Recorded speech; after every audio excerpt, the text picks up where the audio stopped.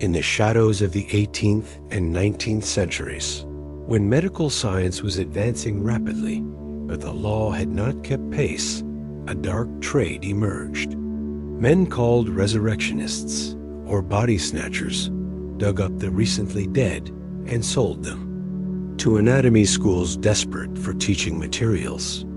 This wasn't simple grave robbery. It was an organized industry with its own economics, its own methods, its own moral complexities. For decades, this illegal trade sustained medical education across Britain and America. Without it, surgeons could not learn their craft. Without it, anatomical knowledge would have stagnated.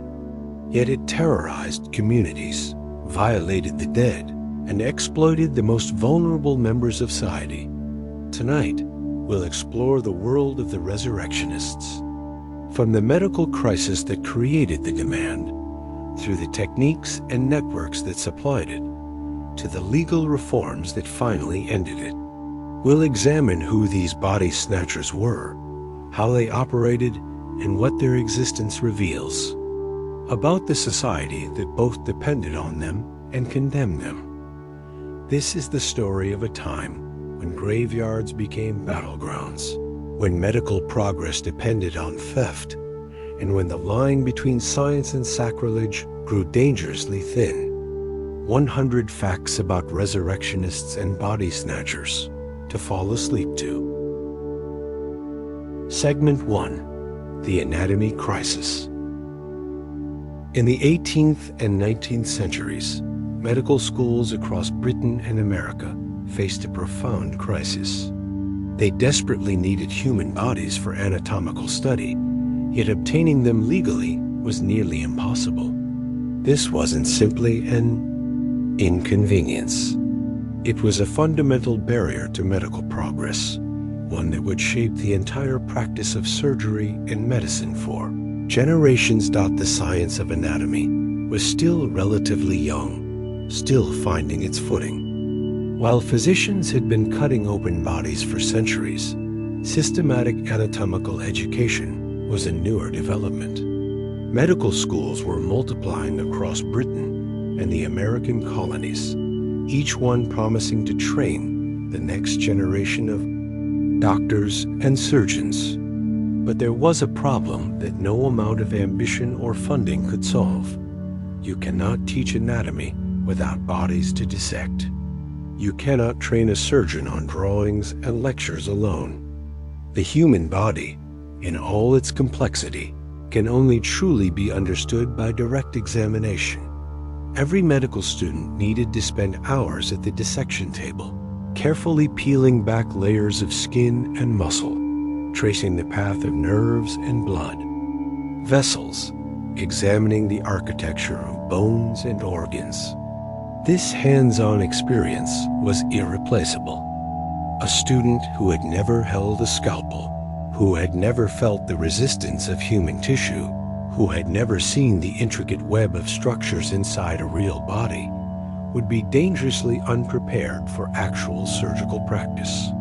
And yet, the law made it nearly impossible to obtain the materials necessary for this education. To understand why this shortage became so severe, we need to look at the laws of the time. In Britain, the Murder Act of 1752 stipulated that only the bodies of executed criminals could be used for dissection. This law served a dual purpose. It provided a limited supply of cadavers to anatomists, while also adding an extra layer of punishment and deterrence to the death penalty. Dissection was seen as a fate worse than death itself, a final indignity that would be visited upon only the most heinous offenders. The criminal would not only lose their life, but also their bodily integrity, their chance at a peaceful rest, their dignity in death. This legal framework reflected society's deep ambivalence about dissection. On one hand, there was a growing recognition that anatomical knowledge was necessary for medical advancement. On the other hand, the act of cutting open a human body remained profoundly disturbing to most people. By restricting dissection to executed murderers, the law attempted to balance these competing concerns. Medical schools would get some bodies, but only bodies of those deemed to have forfeited all rights and dignities through their crimes. But here's where the problem emerged. The number of executions was dropping throughout the 18th century, even as medical education was expanding rapidly. More students wanted to become surgeons. More schools opened their doors. The demand for anatomical subjects grew exponentially, while the legal supply shrank to a trickle. By some estimates, London's anatomy schools alone needed hundreds of bodies each year, yet they might receive only a handful of executed criminals. The mathematics were impossible. If a single anatomy school had 50 students, and each student needed hands-on experience with dissection, how could they possibly share access to just 3 or 4 bodies per year? The situation in smaller cities and towns was even more dire. Provincial medical schools might go years without receiving a single legal cadaver. Some schools resorted to using the same body over and over, preserving it in spirits, until it was too deteriorated to provide any useful instruction. Others relied entirely on animal dissection, a poor substitute that left their graduates woefully unprepared for human surgery. The surgeons and anatomists of the era understood what was at stake. They argued passionately that dissection was essential to improving surgical survival rates. Before the age of modern medicine, surgery was a brutal, often fatal affair. Surgeons operated without anesthesia, without antibiotics, and often without a clear understanding of human anatomy. A surgeon who had never looked inside a human body was essentially operating blind, relying on textbooks, animal dissection, and guesswork. The results were predictably terrible. Patients died on the table. Patients died from infections afterward. Patients died from blood loss, from shock, from mistakes that could have been avoided with proper training. Dissection changed everything. When a surgeon could open a cadaver and trace the path of arteries, identify the layers of muscle and tissue, understand the precise location of vital organs, they could operate with confidence and precision. They could avoid catastrophic mistakes. They could save lives. The anatomists weren't exaggerating when they claimed that dissection was the foundation of surgical skill. Every advancement in surgery, from amputations to the removal of tumors, depended on detailed anatomical knowledge that could only come from direct observation of human bodies. Consider what it meant to operate without this knowledge. A surgeon attempting to amputate a limb needed to know exactly where the major arteries ran, how to tie them off to prevent fatal bleeding. A surgeon removing a bladder stone, one of the most common operations of the era, needed to navigate a maze of delicate structures in the pelvis, any one of which, if damaged, could kill the patient. Textbook drawings, no matter how detailed, could not capture the variations between individual bodies, the way anatomy shifted slightly from person to person. Only repeated hands-on dissection could give a surgeon the intuitive understanding. They needed to work quickly and accurately, especially in an age before anesthesia, when speed was literally a matter of life and death. Yet even as surgeons championed the cause of anatomy, the general public recoiled in horror.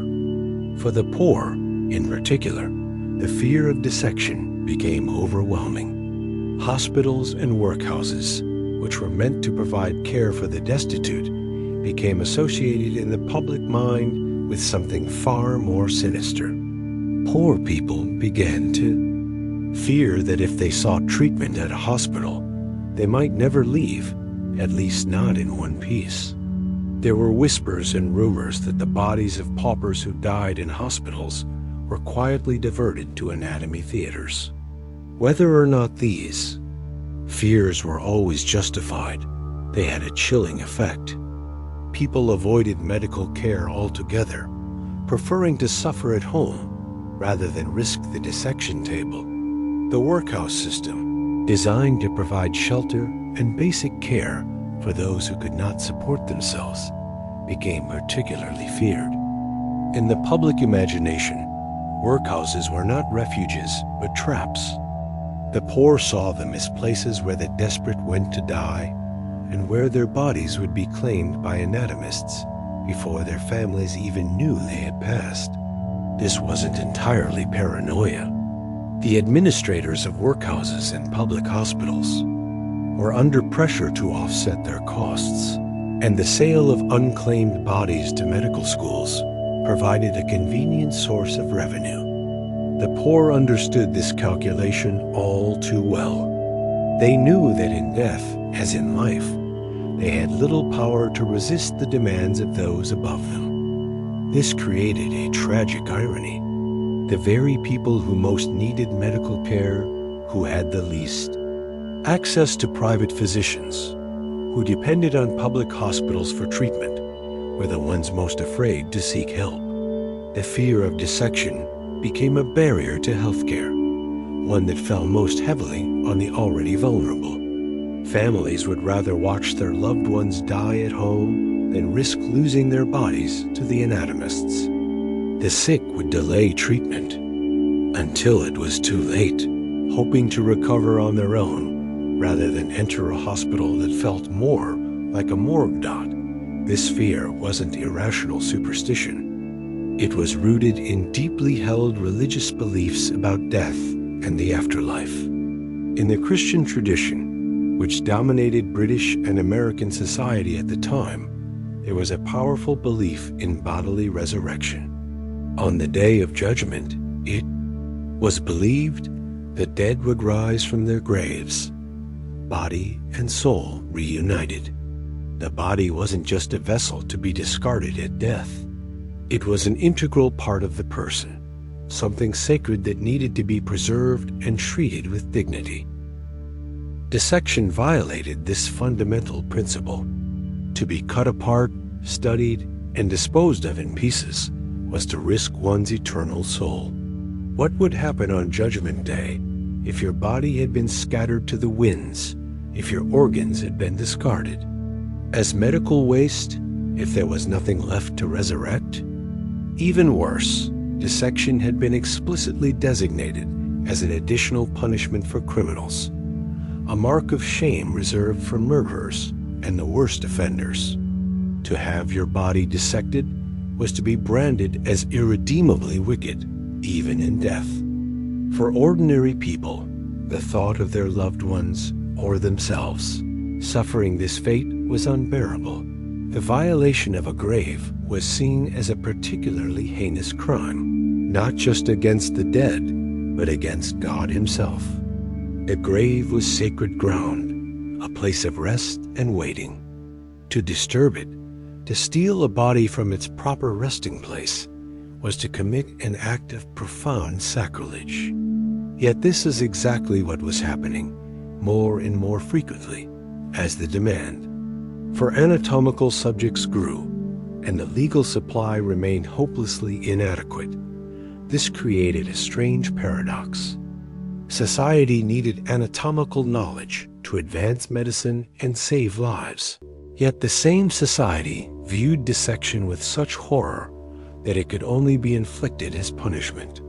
The law reflected this tension, severely limiting the supply of bodies, while demand continued to grow. Into this gap stepped a new profession, one that would become infamous in the annals of medical history: the Resurrectionists, the body snatchers.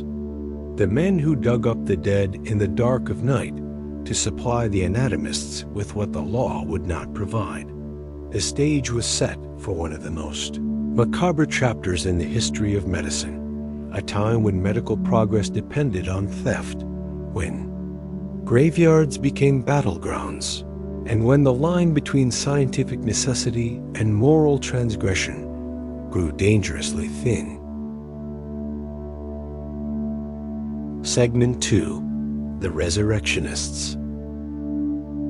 The Resurrectionists were not monsters, though many people saw them that way. They were not ghouls or grave robbers in the traditional sense. They were something more complex, more troubling in its ordinariness. They were hired suppliers of cadavers. For anatomists, men who made their living digging up the recently dead and delivering them to the back doors of medical schools. In the economy of death that emerged in the 18th and 19th centuries, they were essential workers, filling a need that the law refused to acknowledge and society refused to address. The arrangement was straightforward, if morally complicated. Anatomists needed bodies. The law provided almost none. Resurrectionists, for a price, would provide as many as were needed. They worked on commission, paid per body delivered. The fresher the corpse, the better the price. A body that had been dead for only a day or two was worth more than one that had been in the ground for a week. The anatomists weren't squeamish about the source. They needed subjects for dissection, and they were willing to pay well for them, no questions asked. This created a peculiar underground economy. Resurrectionists became specialists, developing techniques and tools specific to their trade.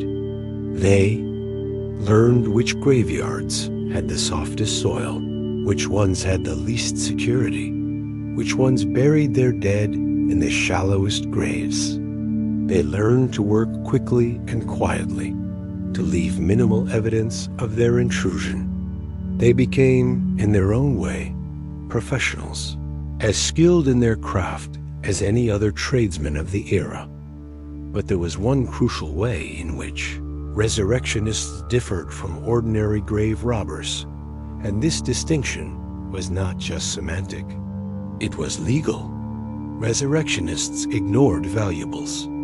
They were not interested in jewelry, clothing, or anything else buried with the dead. They wanted only the body itself. Everything else, the rings and watches, the burial shrouds and personal effects, they would carefully replace in the coffin or grave. This wasn't out of respect for the deceased or their families. It was pure pragmatism. Under English law, stealing a corpse was not technically theft. A dead body was not considered property. You couldn't steal something that legally belonged to no one. This legal quirk meant that taking a body from a grave was, at worst, a misdemeanor, punishable by a fine or a few months in prison. But stealing, the clothes off that body, the jewelry it wore, the items buried alongside it, that was theft. That was a felony. That could get you transported to Australia or even hanged out, so the resurrectionists were meticulous. They would open a grave, remove the body, strip it of anything valuable, and carefully return those items to the coffin before filling in the grave. In Washington, D.C., records describe how body snatchers would leave clothes and personal effects neatly arranged in the grave, sometimes even repairing the coffin lid to minimize signs of disturbance. This attention to detail served two purposes. It kept them on the right side of the most serious laws, and it sometimes delayed discovery. A family visiting a grave might not immediately notice it had been disturbed if the surface was carefully restored. The men who became resurrectionists were, for the most part, drawn from the urban poor. This was not glamorous work. It was physically demanding, legally risky, and socially despised. But it paid well, remarkably well, compared to the alternatives available to working-class men in cities like London, Edinburgh, and New York. A silk weaver might earn a few shillings a week, A domestic servant might make even less, but a resurrectionist could earn several pounds for a single night's work, more if the body was particularly fresh or if there was high demand. This made body snatching an attractive supplementary income for men already struggling to survive in the harsh economy of industrial cities. The work was seasonal, busiest in the winter months when bodies kept longer before decomposing, and when the long nights provided more cover for nocturnal activities. In summer, when bodies deteriorated quickly and the nights were short, resurrectionists might take on other work, blending back into the legitimate economy until autumn came around again. Many resurrectionists lived double lives, maintaining respectable jobs by day while engaging in grave robbing by night. They could be porters, laborers, or tradesmen during daylight hours, men who seemed no different from their neighbors. But when darkness fell, they would gather their tools and head to the graveyards. This wasn't uncommon. Body snatching was rarely a full-time profession. It was supplementary income, a way to make ends meet, to feed a family, to pay the rent.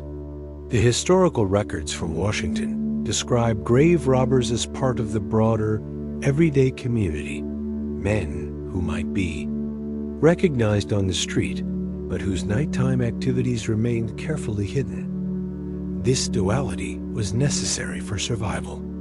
A man known only as a body snatcher would struggle to find lodging, to buy food, to move through society without constant suspicion and hostility. But a man known as a laborer or porter, who happened to do some unspecified work on the side, could maintain a degree of respectability. The resurrectionists understood this. They kept their activities quiet, worked with trusted partners, and maintained the appearance of normalcy in their daily lives. The trade required organization and planning.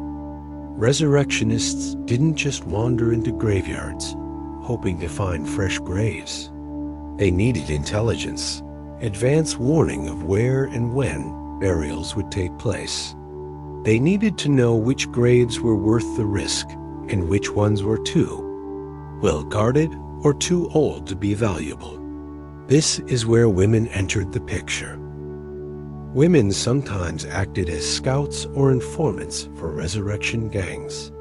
They would attend funerals, dressed in mourning clothes, appearing to be distant relatives or concerned members of the community.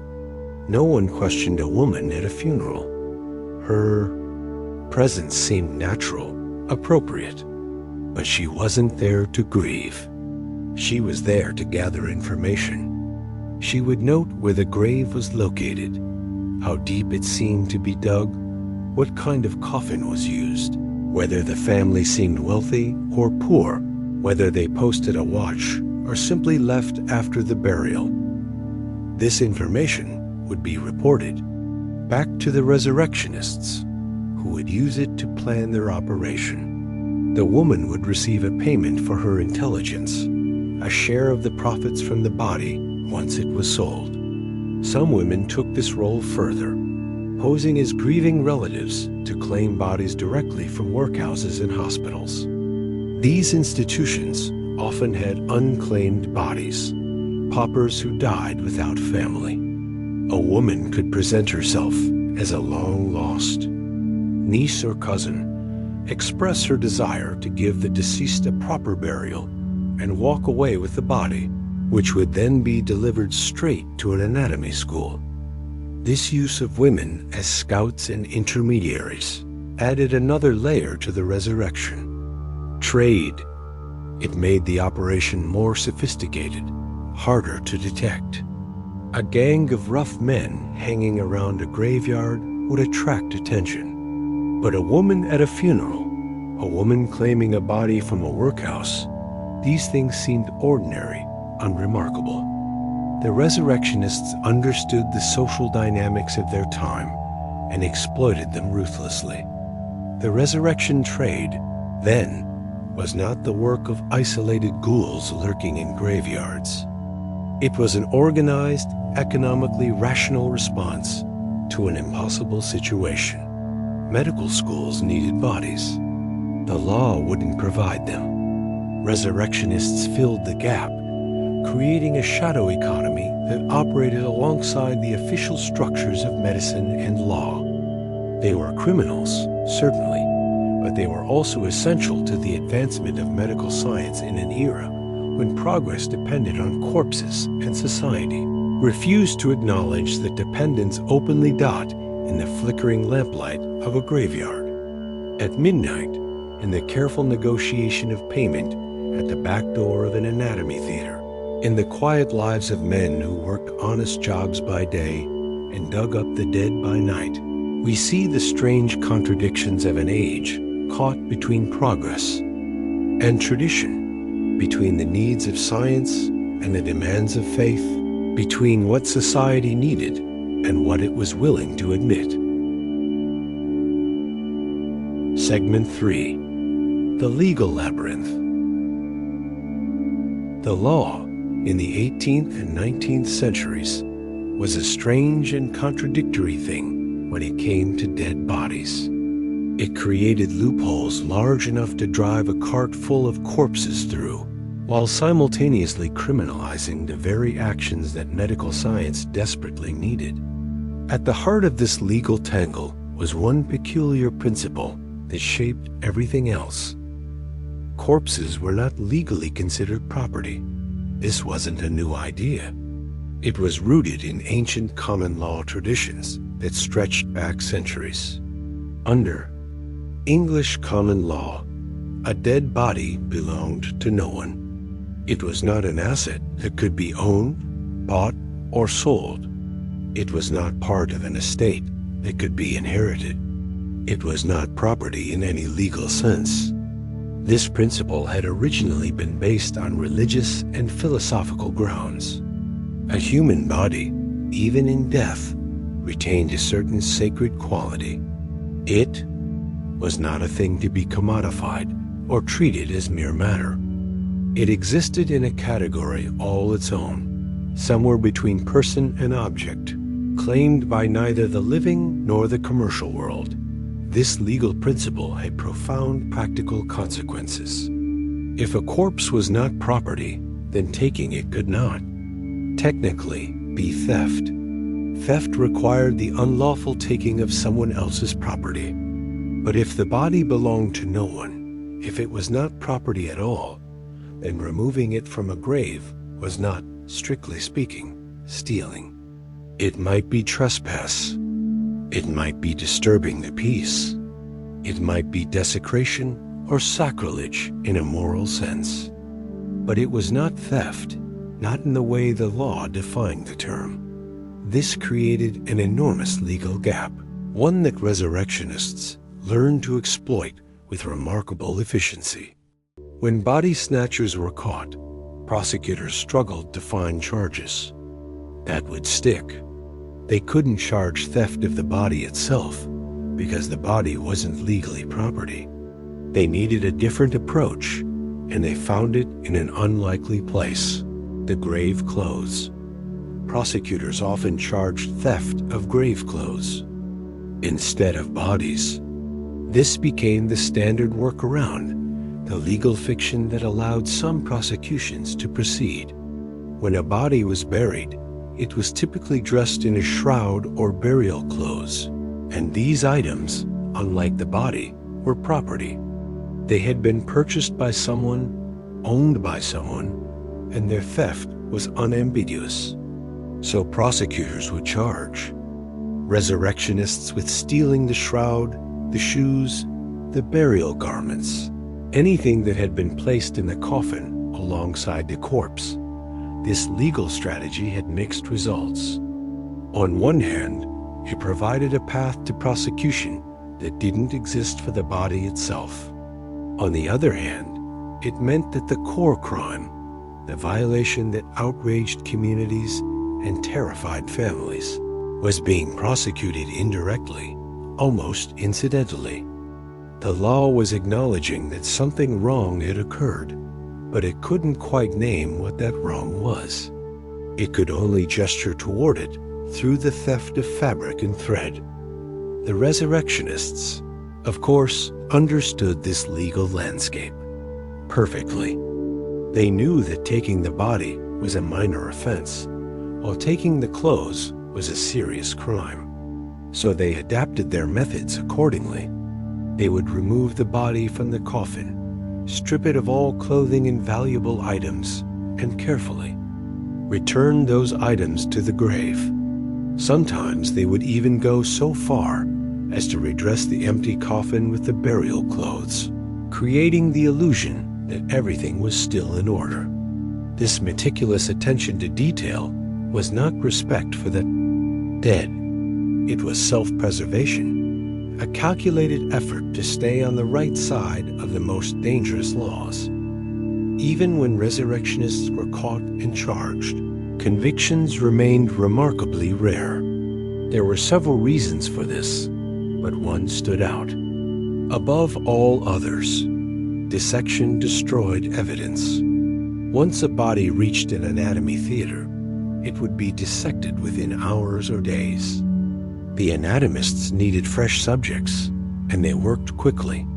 By the time authorities became aware that a grave had been robbed, by the time they tracked down a suspect, by the time they attempted to build a case, the body in question had often been reduced to separate parts, studied, and disposed of.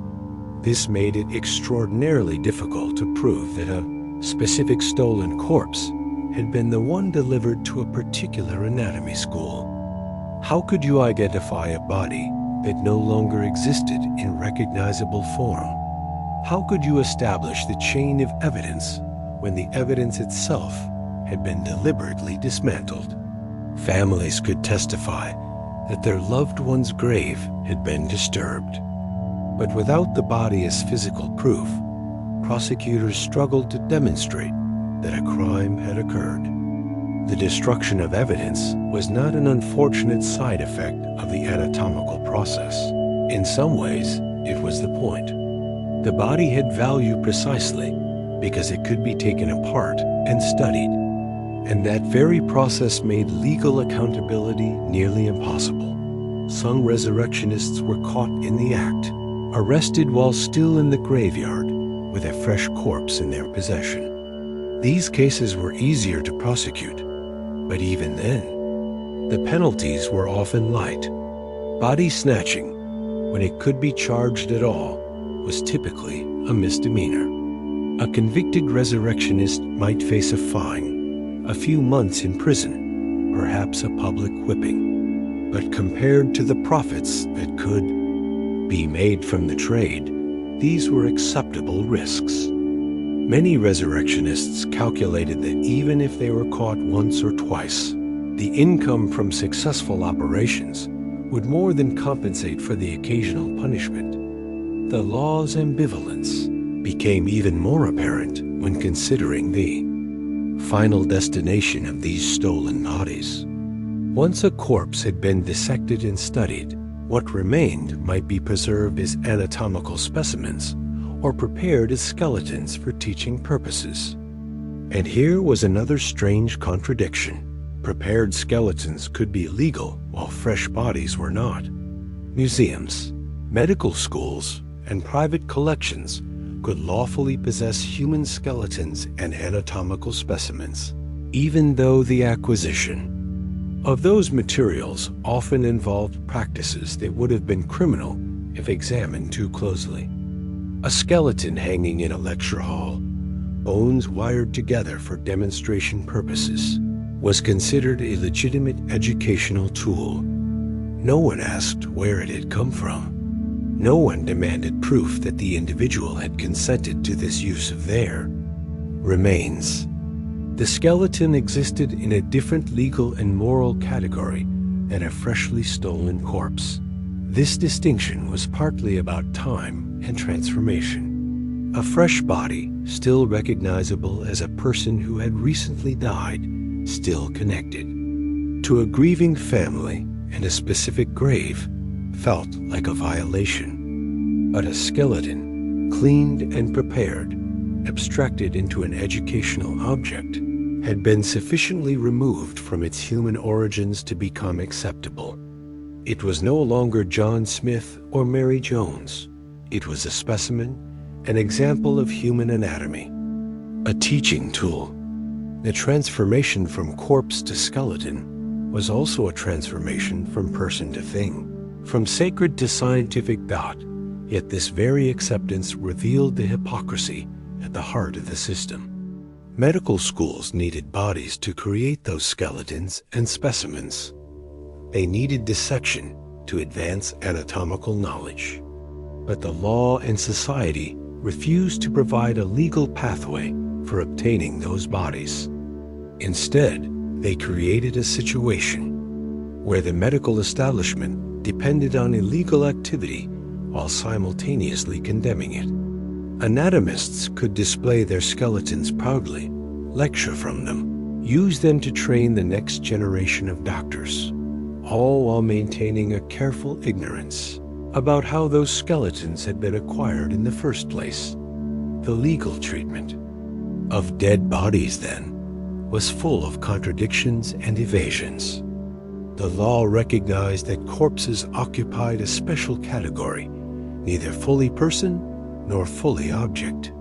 It tried to protect the dignity of the dead and the peace of mind of the living, while also acknowledging, however grudgingly, that medical science had legitimate claims on human remains. But instead of resolving these competing interests through clear legislation, the law created a tangled web of loopholes, workarounds, and strategic blind spots. Resurrectionists operated in these gaps, exploiting the legal ambiguities with increasing sophistication. Prosecutors struggled to adapt common law principles to a situation they were never designed to address. And all the while, bodies continued to flow from graveyards to anatomy theaters, the illegal commerce that sustained a scientific revolution that everyone needed but no one wanted to acknowledge. Segment 4. The Craft of Exhumation. Body snatching was not a matter of wandering into a graveyard with a shovel and hoping for the best. It was a craft refined over years of practice, passed down from experienced resurrectionists to newcomers in the trade. Every aspect of the operation, from timing to technique to tools, had been carefully thought through and optimized for speed, efficiency, and minimal detection. What might have seemed like grave desecration to the outside world was, to the resurrectionists themselves, skilled labor requiring precision and nerve-dot timing was everything. Fresh graves were targeted within 24 to 48 hours of burial. This narrow window was not arbitrary. It was dictated by the basic biology of decomposition. A body that had been dead for only a day or two was still in relatively good condition, still suitable for anatomical study. The tissues remained firm, the organs intact, the structures clearly visible. This was what anatomists wanted, what they were willing to pay premium prices for. A body that had been in the ground for a week or more began to deteriorate rapidly, especially in warmer weather. Tissues softened, gases built up, the corpse became increasingly unpleasant and less useful for teaching purposes. So resurrectionists kept careful track of recent burials. They needed to know not just which graves were fresh, but exactly how fresh. A burial that had taken place yesterday morning was ideal. One from last week was already pushing the limits of usefulness. This created a strange urgency to their work. They couldn't simply wait for a convenient moment. They had to strike while the body was still valuable, even if that meant taking risks, working in less than ideal conditions, or operating on nights. When the moon was bright and visibility was high dot, the actual process of exhumation was where skill and experience truly mattered. A novice might assume that digging up a grave meant removing all the soil above the coffin, exposing it completely, before opening it. This would be slow, exhausting work, requiring hours of labor and creating a massive disturbance that would be obvious to anyone passing by the next morning. Experienced resurrectionists knew better. They had developed a more elegant solution: tunneling to coffins rather than fully excavating graves. The technique worked like this. The resurrectionists would begin digging at the head end of the grave, creating a narrow vertical shaft down to the coffin. This required far less soil removal than uncovering the entire grave. Once they reached the coffin lid, they would use crowbars or similar tools to break it open, focusing on the head or upper body area. The coffin, already weakened by the weight of soil above it, would crack relatively easily. They could then reach in, grab the body by the head or shoulders, and pull it up through the narrow shaft. This method had several advantages. It was faster, sometimes taking less than an hour from start to finish. It required moving less soil, which meant less physical exertion and less obvious disturbance of the gravesite. And it could be done in the confined spaces of crowded urban churchyards, where graves were packed closely together and there was little room to spread out operations. The narrow shaft could be refilled quickly, the surface smoothed over, and by morning the grave might look relatively undisturbed, at least from a distance. The tools of the trade were specialized for this kind of work. Short-handled shovels were preferred over standard full-length spades. The shorter handles made them easier to maneuver in tight spaces and less conspicuous to carry through city streets at night. A man walking with a regular shovel would attract attention. A man with a short-handled tool tucked under his coat or in a bag might pass unnoticed. These short spades were also more effective in the confined vertical shaft, where a long handle would be awkward and unwieldy. Light was another technical challenge. Resurrectionists needed to see what they were doing, but bright light would make them visible to anyone passing by or looking out from nearby buildings. The solution was shaded lanterns, sometimes called dark lanterns or hooded lanterns. These devices had shutters or panels that could be opened and closed, allowing the user to direct a narrow beam of light exactly where it was needed, while keeping most of the lamp's output blocked. A resurrectionist working in a grave could open the shutter just enough to illuminate the coffin lid, keeping the light directed downward and invisible from street level. These technical adaptations show how the trade evolved in response to practical challenges. Resurrectionists were problem solvers, constantly refining their methods to work faster and more safely. They shared knowledge, learned from each other's mistakes, and developed a body of expertise that was, in its way, as sophisticated as any other skilled trade of the era. But no resurrectionist worked alone. The operation required multiple people, each with a specific role to play.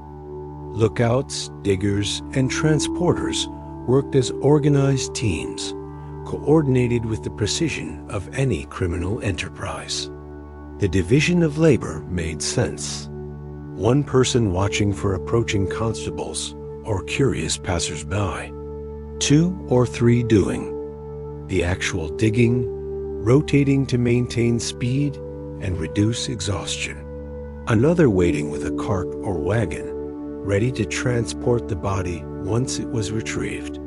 And someone coordinating it all, someone who maintained contacts with the anatomy schools and negotiated prices. These resurrectionist gangs developed their own internal hierarchies and loyalties. The most skilled diggers, The ones who could reach a coffin quickly and extract a body with minimal disturbance were valued members of the team. They earned larger shares of the payment. The lookouts, while performing less physically demanding work, needed sharp eyes and steady nerves. A moment's inattention could mean discovery and arrest for the entire group. The transporters needed to move through the city streets with their illicit cargo without arousing suspicion, often using covered carts or false-bottomed wagons designed to conceal bodies. Trust within these gangs was essential but fragile. Every member knew that if one was caught and decided to inform on the others, the entire operation could collapse. Yet they also depended on each other completely. No one could successfully rob a grave alone, at least not with any consistency or safety. So they formed bonds, shared profits, and maintained their secrets. Some gangs operated for years without significant interference, becoming so efficient that they could supply multiple anatomy schools on a regular basis. The intelligence gathering phase of the operation often fell to those who could move through society without suspicion. As we've seen, women attended funerals to mark grave locations, but this deserves deeper examination. These women were not merely observing from a distance. They were infiltrating the funeral itself, positioning themselves among the genuine mourners, listening to conversations that might reveal useful details. How wealthy was the family? Would they pay for a grave watch? Was the coffin made of sturdy oak or cheaper pine that would break more easily? Where exactly in the churchyard had the burial taken place? A skilled funeral scout would memorize these details, perhaps even pacing off distances from landmarks, so the grave could be relocated easily in the dark. She might linger after the other mourners had left, noting whether the sexton tamped down the soil firmly or left it loose and easy to dig. All of this information would be reported back to the gang, allowing them to plan their operation with full knowledge of what to expect. The scout's role was dangerous in its own way. If recognized at multiple funerals, if questioned about her connection to the deceased, she might expose the entire network. But a woman in mourning dress, dabbing at tears with a handkerchief, rarely faced such scrutiny. The craft of exhumation, then, was a complete system, from reconnaissance to execution to disposal. It required technical skill, physical strength, nerve, coordination, and a detailed understanding of both human anatomy and human behavior. Resurrectionists knew how deep graves were typically dug. They knew which churchyards had watchmen and which did not. They knew how to read the social signals at a funeral that might indicate whether a grave would be guarded.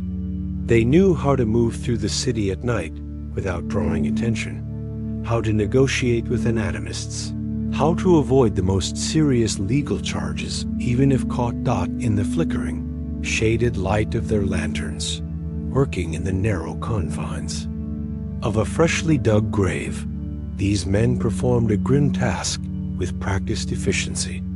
They were criminals, certainly, but they were also craftsmen, and their dark craft kept the anatomy schools supplied with the materials that would train the next generation of physicians and surgeons. Segment 5. Transport and Delivery. Once the coffin was breached and the grave shaft opened, the most physically demanding moment of the operation arrived. The body had to be extracted from its resting place and brought to the surface. This was not simply a matter of lifting. The corpse was wedged into a coffin, possibly wrapped in a shroud, lying several feet below ground level in a narrow vertical shaft. The diggers couldn't simply reach down and pull it out with their hands. They needed leverage, and they needed a method that wouldn't damage the body, which would reduce its value to the anatomists. Bodies were pulled out with ropes. The technique was straightforward, but required care. A rope or leather strap would be looped around the corpse, typically under the arms or around the chest, wherever the strongest purchase could be gained. Then, with one or two men pulling from above while another guided the body up through the shaft, the corpse would be hauled out of the grave. The rope had to be strong enough to bear the dead weight, literally, of a human body. It had to be positioned carefully to avoid slipping, and the extraction had to be done relatively quickly before the exertion exhausted the diggers or before someone noticed the activity. This was gruesome work. There's no avoiding that truth. The body, having been dead for a day or two, was heavy, limp, and cold. Rigor mortis might have passed or might still be present, making the limbs stiff and awkward to maneuver. Sometimes clothes or shrouds would catch on the broken edges of the coffin, requiring someone to climb partway down into the shaft to free them. And always there was the need for silence. Any loud noise, any shout or clatter could alert a watchman or wake nearby residents. So the work proceeded in near total quiet, with only whispered instructions and the soft scraping of rope against wood. Once the body reached the surface, the next challenge began. It had to be transported from the graveyard to the anatomy school, often across several miles of city streets, and this journey presented its own set of problems. A corpse could not simply be carried openly through the streets. Even in the middle of the night, there were people about, constables on patrol, night watchmen making their rounds, late travelers, workers heading to or from night shifts. The body had to be concealed, and concealment required appropriate containers. Corpses were packed in sacks, crates, barrels, or hampers, depending on what was available and what would arouse the least suspicion. A simple sack, the kind used for grain or potatoes, was the most basic option. The body would be folded or bent to fit, the sack tied shut and carried over someone's shoulder or loaded onto a cart. This worked well enough for short distances, but a sack was obviously body-shaped, especially if the limbs were still stiff. A careful observer might notice the peculiar dimensions, the way it hung, and become suspicious. Crates and wooden boxes offered better concealment. A body could be packed into a crate with some straw or cloth as padding, the lid nailed shut, and the whole thing presented as a shipment of goods. This was particularly common for longer distance transport. In 19th century America, where bodies sometimes needed to be shipped between cities, medical schools would receive wooden crates labeled as containing books, scientific instruments, or other academic materials. Inside, packed carefully to prevent shifting during transport, would be a human corpse. Some crates were even shipped by railway or canal boat, traveling hundreds of miles from rural graveyards to urban medical schools.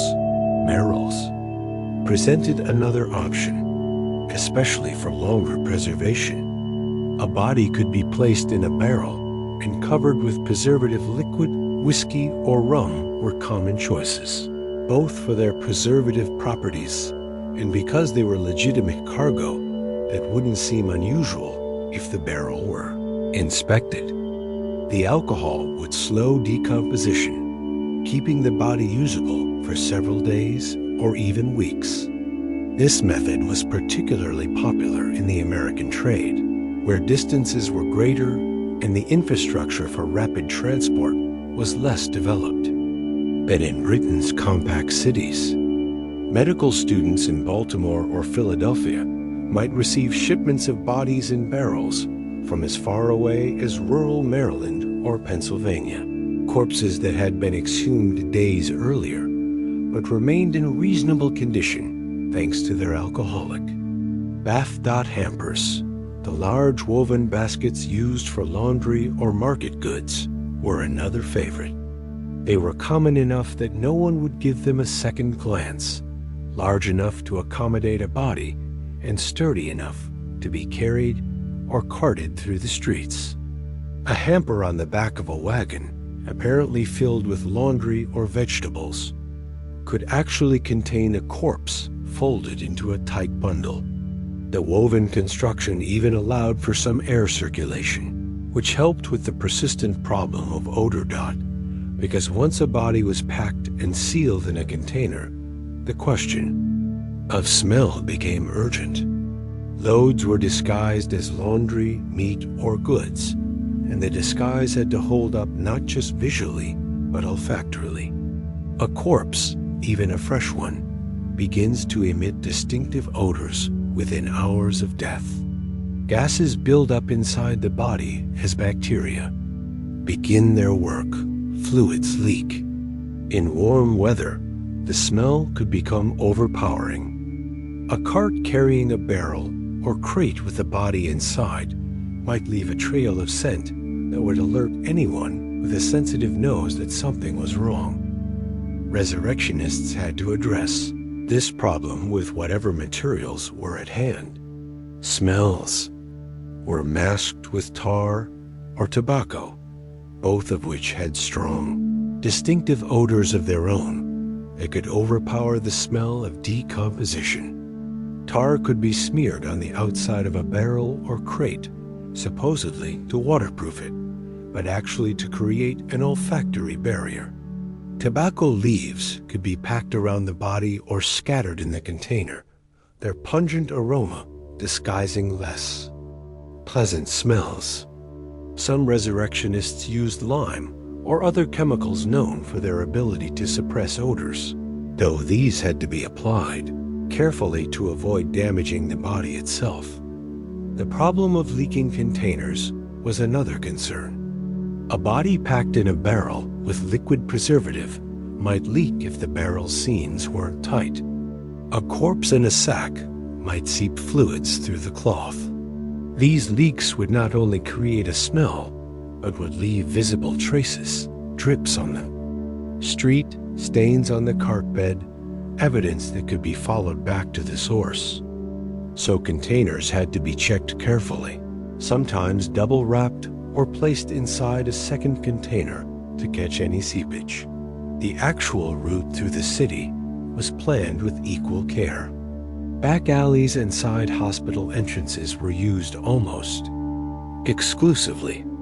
A wagon rolling up to the front door of a medical school in broad daylight, unloading what was obviously a body-sized package, would cause an uproar.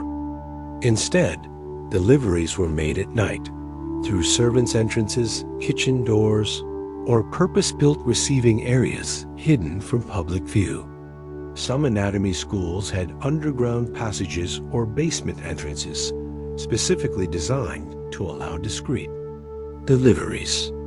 The wagon would pull up in a narrow alley, hidden from the main street, and the body would be unloaded quickly and carried inside through a door that would be locked and barred as soon as the transaction was complete. The timing of these deliveries was coordinated in advance. The anatomist or his assistant would be expecting the shipment, ready to receive it and pay for it immediately. The resurrectionist couldn't afford to arrive at an anatomy school and find no one there to accept the delivery.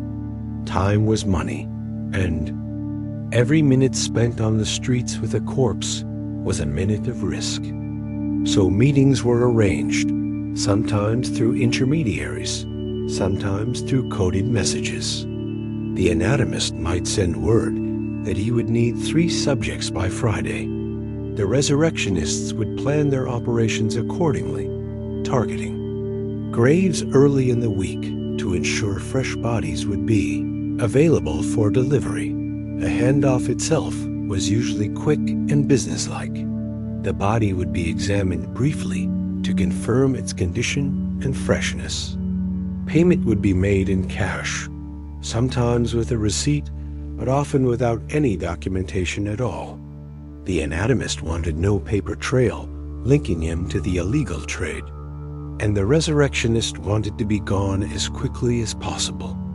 Within minutes of arrival, the transaction would be complete. The body would be carried into the dissection theater, ready to be placed on a table for the morning's anatomy lesson.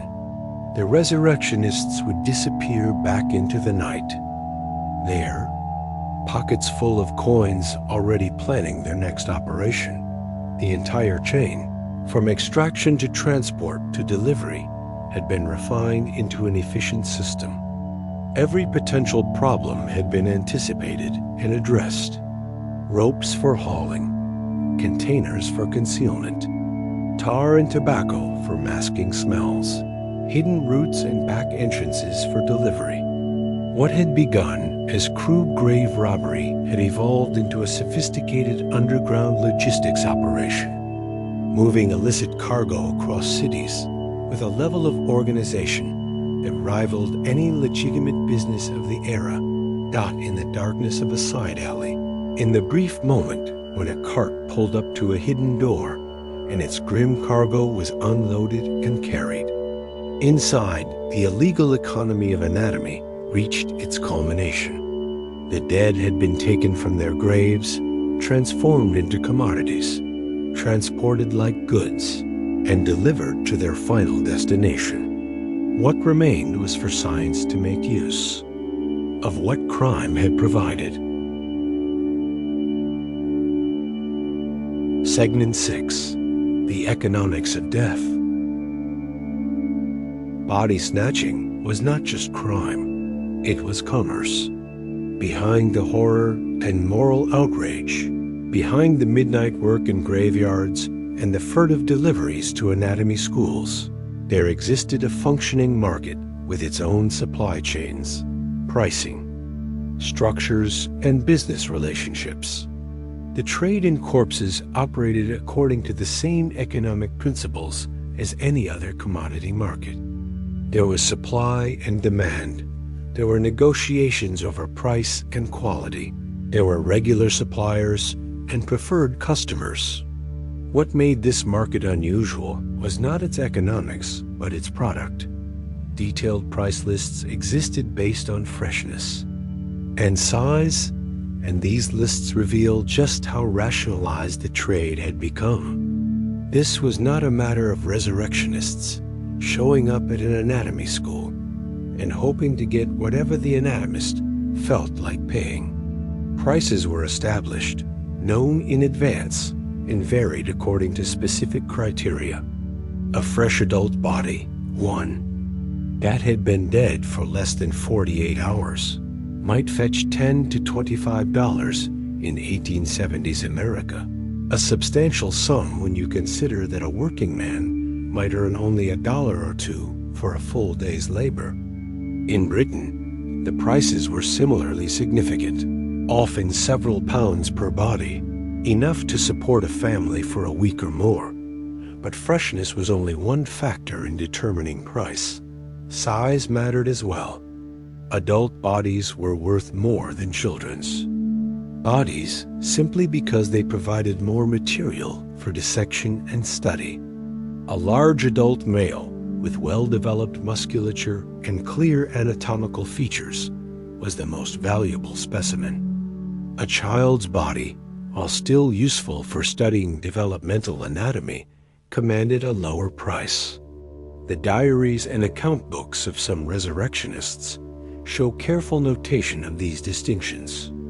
An entry might read, 1 large male, fresh, 5 pounds, or 1 small female, 2 days, 3 pounds, 10 shillings.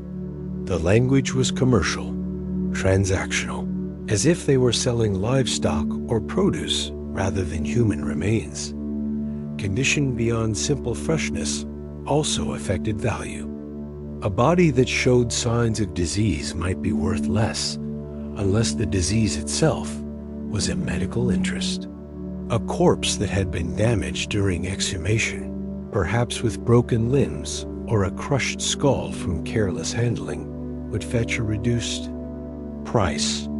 The anatomists were paying for quality, and they expected to receive specimens that would serve their teaching needs effectively. This created an incentive for resurrectionists to work carefully, to preserve the integrity of the bodies they stole. The seasonal nature of the trade added another layer to its economics. Winter was peak season due to preservation.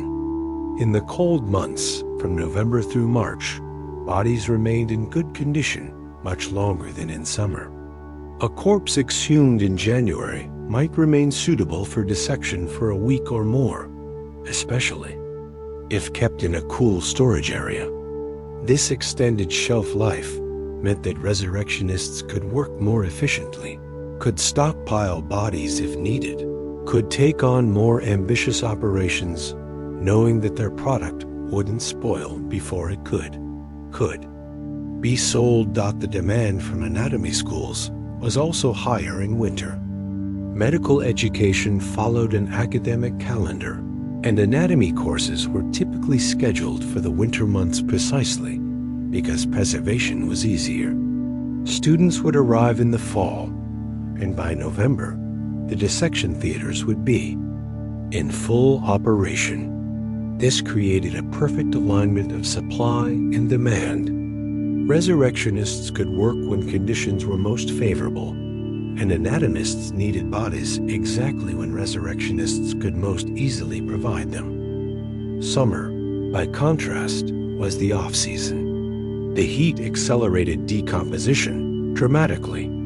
A body that might have remained usable for a week in winter would be putrid within days in July.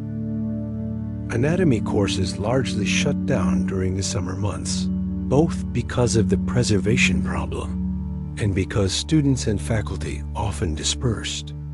For the season, this meant that resurrectionists had to find other work during the summer, or simply accept that their income would be irregular, concentrated in the profitable winter months and nearly absent in summer. This seasonal pattern affected the entire economic ecosystem around body snatching. Resurrectionists might work intensively from November through March, earning enough to support themselves through the lean summer months. Anatomists would plan their curricula around the winter supply, knowing that hands-on dissection work had to be completed before warm weather made it impractical. The rhythm of the academic year and the rhythm of the resurrection trade were intimately connected. For resurrectionists who proved reliable, who consistently delivered fresh, undamaged specimens on schedule, there were opportunities for more stable arrangements. Bulk discounts were offered to favored anatomy schools, or more accurately, volume-based contracts were negotiated. An anatomy school might agree to purchase a certain number of bodies over the course of a winter season, paying a slightly reduced per-body rate in exchange for the guarantee of regular supply. This was advantageous for both parties. The school could plan its curriculum knowing that it would have adequate specimens. The resurrectionist had a steady income stream and didn't need to negotiate each transaction individually. These arrangements might be quite formal, despite the illegal nature of the trade. A resurrectionist might meet with the head of an anatomy school at the beginning of the academic year and discuss requirements. How many bodies would be needed? How many students would be enrolled? What was the budget? They would agree on a price per body, perhaps with variations based on size and freshness, and establish a delivery schedule. Then, over the following months, the resurrectionist would fulfill the contract, delivering bodies as agreed, collecting payment at regular intervals. The financial transactions themselves were handled with careful attention to discretion. Cash. Payments avoided paper trails that could be used against surgeons or schools if investigations occurred. No receipts were issued. No invoices were sent. No ledgers recorded the purchases, at least not in any official accounting. The anatomist would have a sum of money set aside, drawn from some discretionary fund or collected from student fees, and this money would be handed over in coins or banknotes at the moment of delivery. The resurrectionist would count it quickly, pocket it, and disappear. If records were kept at all, they were personal and private, cryptic notes that would mean nothing to an outside observer. This insistence on cash and anonymity was essential to the functioning of the market. Medical schools and hospitals could not afford to have documented evidence of their participation in the body trade. If questioned by authorities or challenged by the public, they needed plausible deniability. Where did these bodies come from? We don't know. We received them from an intermediary.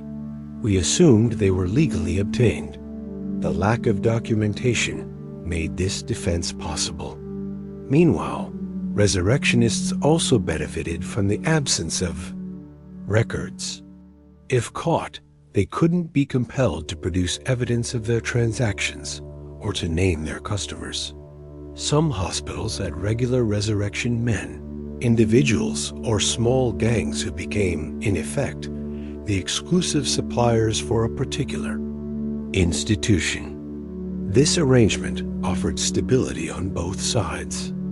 The anatomist knew who would be providing bodies and could trust, to the extent that trust existed in such a relationship, that the quality would be consistent. The resurrectionist had a guaranteed market and didn't need to shop around or compete with other suppliers for each sale. These relationships could last for years, spanning entire careers. There are records of particular resurrection gangs becoming so closely associated with specific medical schools that they were effectively employees, though never officially acknowledged as such. They might have keys to back entrances. They might know the schedules of dissection classes and plan their deliveries accordingly. They might even receive advance notice when the supply was running low and more bodies were needed urgently. In some cases, the line between criminal supplier and institutional partner became remarkably thin. The financial success of the most skilled resurrectionists could be substantial. A gang operating efficiently during a good winter season might handle dozens of bodies, earning hundreds of pounds or dollars. This was wealth far beyond what they could have achieved in conventional working-class employment. Some resurrectionists became relatively prosperous, at least by the standards of their social class. They might rent better lodgings, dress well, support their families comfortably. Of course, this prosperity was precarious, dependent on avoiding arrest and on maintaining their illegal business relationships. The market also had its inefficiencies and problems. Competition between rival gangs could drive prices down or lead to conflicts over territory. Some graveyards were claimed by particular gangs, and others who attempted to work there might face violence. Quality control was always an issue. A resurrectionist might promise a fresh body and deliver something less than advertised, leading to disputes over payment. Anatomists might try to underpay, arguing that a body was older or more damaged than claimed. These negotiations could be tense, conducted in back alleys or basement rooms, always with the awareness that neither party could appeal to any legal authority if the deal went wrong. Despite these complications, the market functioned remarkably well for decades. Supply met demand. Medical schools received the bodies they needed for instruction. Resurrectionists earned their livings. The illegal economy of anatomy achieved a kind of equilibrium, hidden from public view but essential to the public good of medical education. It was a system that worked precisely because it operated outside the law, unconstrained by regulations or oversight, governed only by the practical necessities of supply, demand, and mutual self-interest in the ledgers that were never officially kept, in the cash transactions that left no trace, in the winter night deliveries through back doors and basement windows. An entire economic infrastructure had emerged. It was criminal, yes, but it was also sophisticated, rational, and in its own way necessary. The economics of death proved to be as complex as the economics of any other commodity, shaped by the same forces of supply and demand, price and quality, trust and negotiation that governed all markets, legal or otherwise. Segment 7. The Geography of Vulnerability. Not all graves were equally likely to be violated. The resurrection trade, like so many aspects of life in the 18th and 19th centuries, reflected and reinforced the deep inequalities of the era. The bodies that ended up on dissection tables were not a random sample of the deceased. They were overwhelmingly the bodies of the poor, the marginalized, the powerless. Those who had struggled in life found no peace in death. Their bodies became resources to be extracted, commodities in a market they had never consented to participate in. Pauper graves and potters' fields were frequent targets for resurrectionists, and the reasons were both practical and social. Potters, fields, the burial grounds set aside for the indigent, were organized very differently from the churchyards and cemetery plots where wealthier citizens were laid to rest. The poor were often buried in shallow graves, sometimes in mass pits where multiple bodies were placed together with minimal ceremony.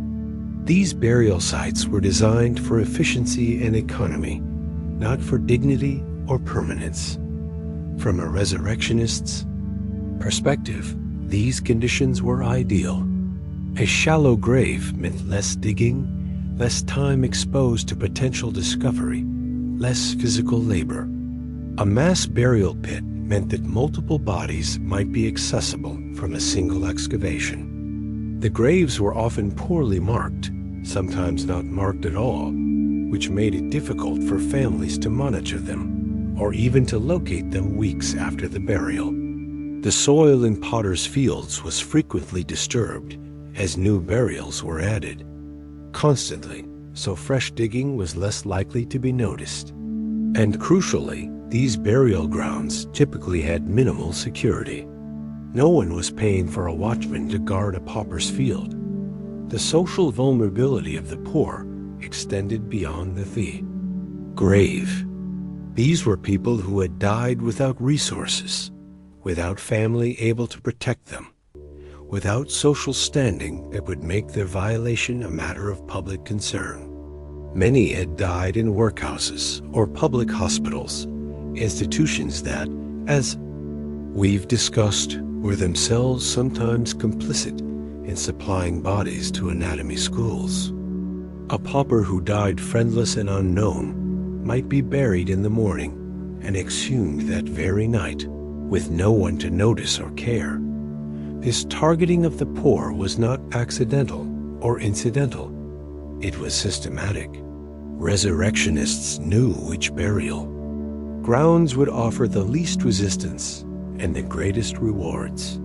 They planned their operations around the funeral schedules of workhouses and hospitals. They cultivated sources of information about recent pauper burials.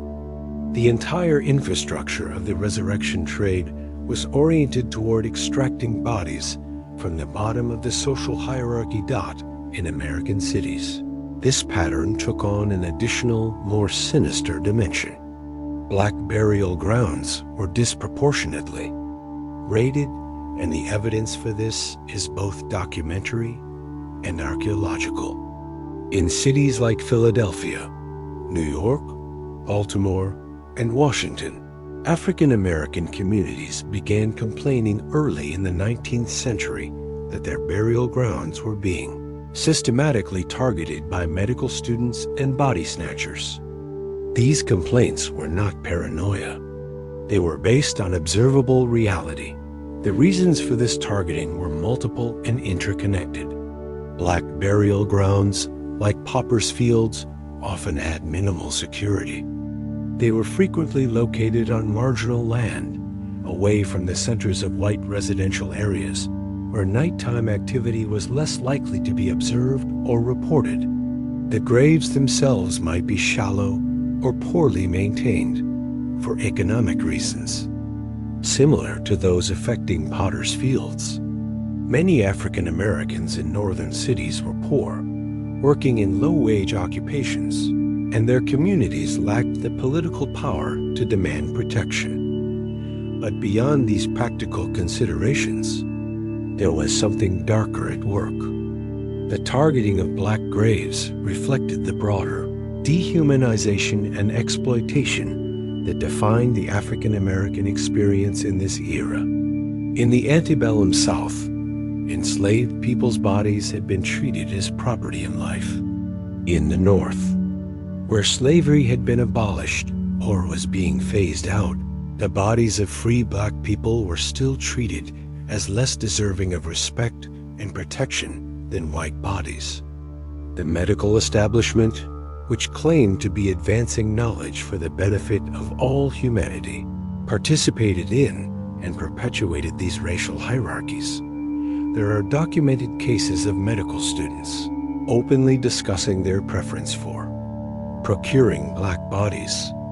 Some anatomy schools developed reputations for having substantial collections of African American specimens. The violation was not hidden or shameful within medical circles. It was, in some contexts, a matter of convenience, or even preference. The casual racism of the era permitted this, normalized it, made it seem unremarkable to those who benefited from it. The African American communities affected by this practice were well aware of what was happening. Families took extraordinary measures to protect their dead, sitting watch over graves for weeks, sometimes building protective structures over burial sites, organizing community patrols of burial grounds. Church records and community newspapers from the period contain references to these defensive measures and expressions of outrage at the ongoing violations. But these communities had limited recourse. Their complaints to authorities were often dismissed or ignored. This brings us to another stark inequality in the resurrection trade.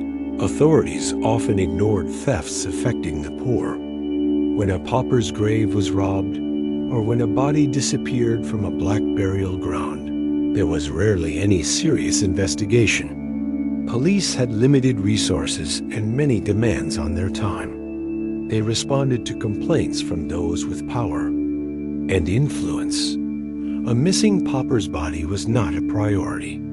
It might not even be reported as a crime worth investigating.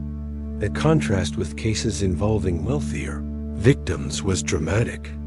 When a member of a prominent family was buried, precautions were often taken automatically.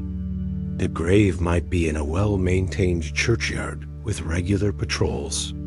The family might hire private watchmen to guard the grave for the critical first weeks. The coffin might be enclosed in an iron cage or mort safe, physical barriers designed to prevent exhumation. If, despite these precautions, the grave was violated, the response was immediate and forceful. Prominent victims triggered scandals and investigations that poor victims never received. The theft of a wealthy person's body was news, front-page material in local newspapers. It was a violation not just of a grave, but of social order itself. How dare these criminals target their betters? Public outrage would be fierce. Rewards would be offered for information. Police would devote significant resources to the investigation. Politicians might get involved, calling for stricter laws or better enforcement. These high-profile cases occasionally led to arrests and prosecutions that would never have occurred for violations of poor or black graves. A resurrectionist who had operated with impunity for years, stealing bodies from potters' fields and African American burial grounds, might finally be caught and punished only when he made the mistake of targeting someone with social standing. The scandal would focus on this one prominent case, even though the criminal had likely stolen dozens or hundreds of bodies before this. The earlier victims, the poor and marginalized, whose graves had been violated repeatedly, would remain footnotes if they were mentioned at all. This selective enforcement created a perverse dynamic. Resurrectionists learned to avoid prominent families to focus their efforts on the vulnerable and unprotected. The system of informal protection that developed around wealthy burial grounds, the guards in iron cages, and family vigilance pushed the resurrection trade ever more firmly toward the poorest and most marginalized communities. The poor paid twice, once in the precariousness of their lives, and again in the violation of their bodies after death. The geographic patterns of body snatching then were maps of power and vulnerability. A resurrectionist looking at a city would see it differently than other residents. He would see which neighborhoods had burial grounds that could be raided with minimal risk. He would know which communities had the resources to protect their dead and which did not. He would understand the social hierarchies that determined whose violation would be punished and whose would be overlooked.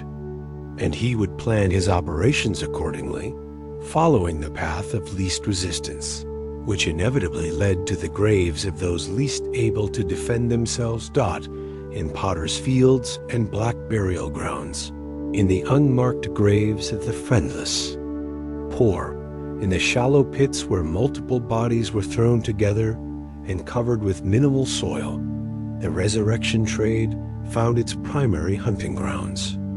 These were not accidents of geography or simple matters of convenience. They were the predictable results of a society organized around profound inequalities, where even in death, some bodies were valued and protected, while others were treated as resources to be exploited. The resurrectionists did not create these inequalities, but they certainly exploited them, and in doing so, they revealed truths about their society that many preferred not to acknowledge.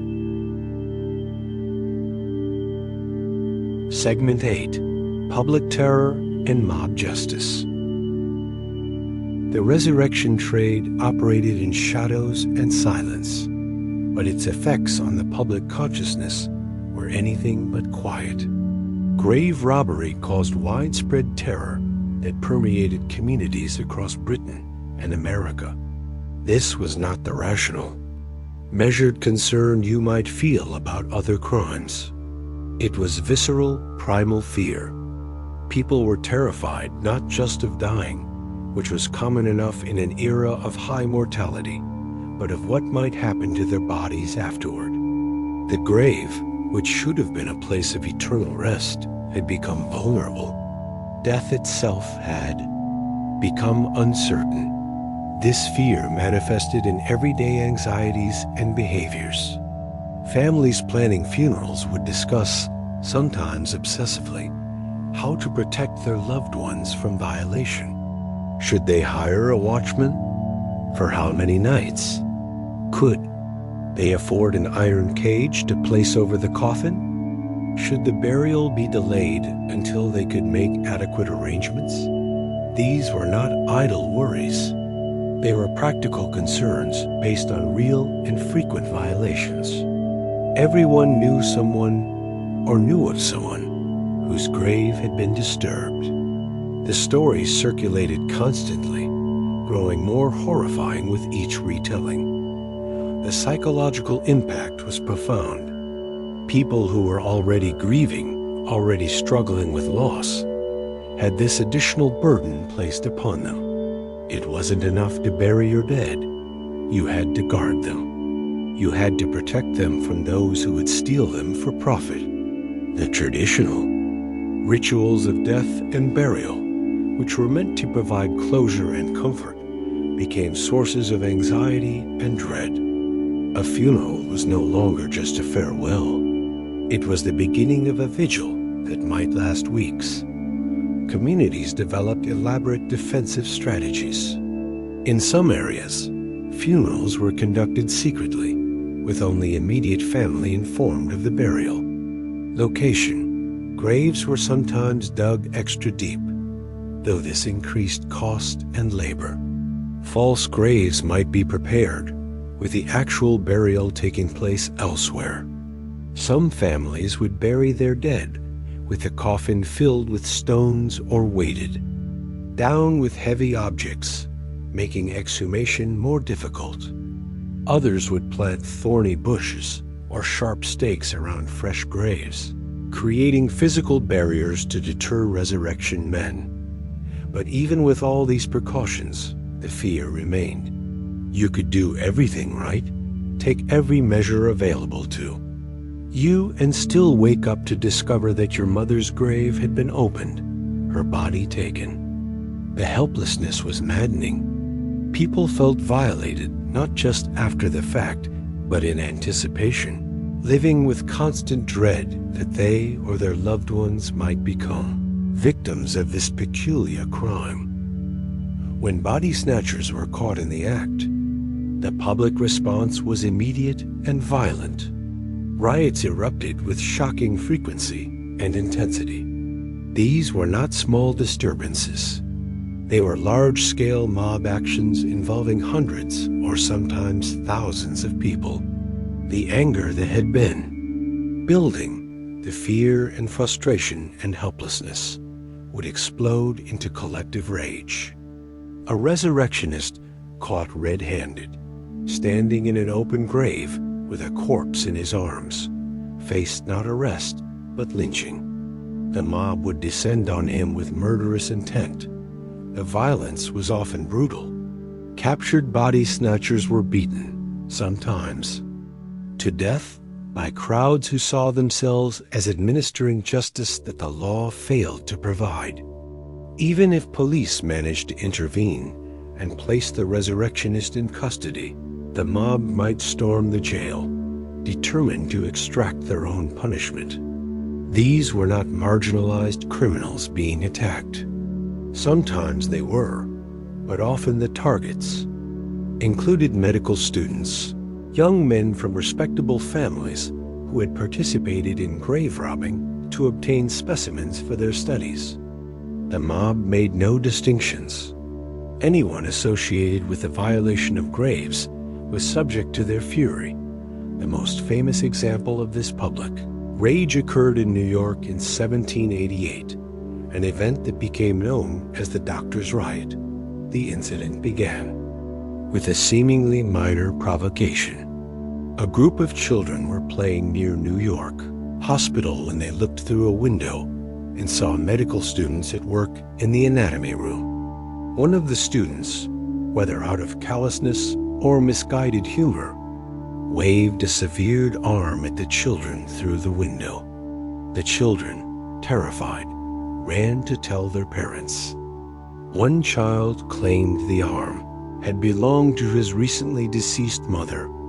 This story spread through the neighborhood with extraordinary speed, amplified and distorted as it passed from person to person. By evening, a crowd had gathered at the hospital, demanding explanations, demanding to see what was happening inside. The hospital administrators, recognizing the danger, tried to calm the situation, but the crowd was beyond reasoning with. They forced their way into the building, stormed the anatomy rooms, and discovered what they had feared: human bodies and body parts in various stages of dissection. What happened next was chaos. the mob destroyed the anatomy theater, smashing specimens, overturning tables, breaking equipment. They dragged what remains they found outside and gave them what they considered proper burial. They then turned their attention to the medical students and anatomists, several of whom fled for their lives. Some took refuge in the city jail, ironically seeking protection from the law enforcement they had been evading. The mayor and other officials attempted to disperse the crowd, but the riot continued through the night and into the next day. By the second day, the mob had swelled to an estimated 5,000 people. They marched to the homes of prominent physicians and surgeons, breaking windows, threatening violence. The situation had escalated beyond a response to grave robbing. It had become an uprising against the medical establishment itself, an expression of rage at doctors who were seen as complicit in the desecration of the dead. The militia was eventually called out to restore order. In the confrontation that followed, several rioters were killed and many more injured. It took days for the city to return to normal, and the incident left lasting scars on the relationship between the medical profession and the public. The doctors' riot was exceptional in its scale and violence, but it was not unique. Similar incidents occurred throughout Britain and America whenever the public's tolerance for grave robbery reached its breaking point. In Edinburgh, a city with a particularly active resurrection trade due to its prominent medical school, mob violence erupted. Multiple times, crowds would gather at anatomy schools, demanding that bodies be produced and properly buried. They would attack known resurrectionists in the streets. They would threaten surgeons and the NA2MISTS.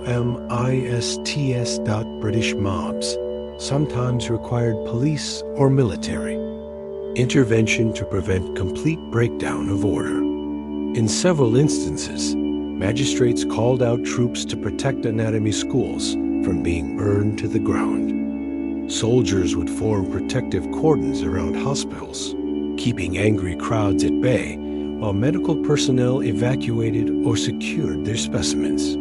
These were not trivial disturbances. They were serious threats to public order that required significant state resources to contain. The authorities faced a difficult position. On one hand, they recognized that the medical profession needed bodies for education and that the legal supply was inadequate. On the other hand, they could not openly condone grave robbery without risking widespread unrest. So they navigated a careful middle path, occasionally prosecuting resurrectionists when public pressure demanded it, but generally allowing the trade to continue with minimal interference.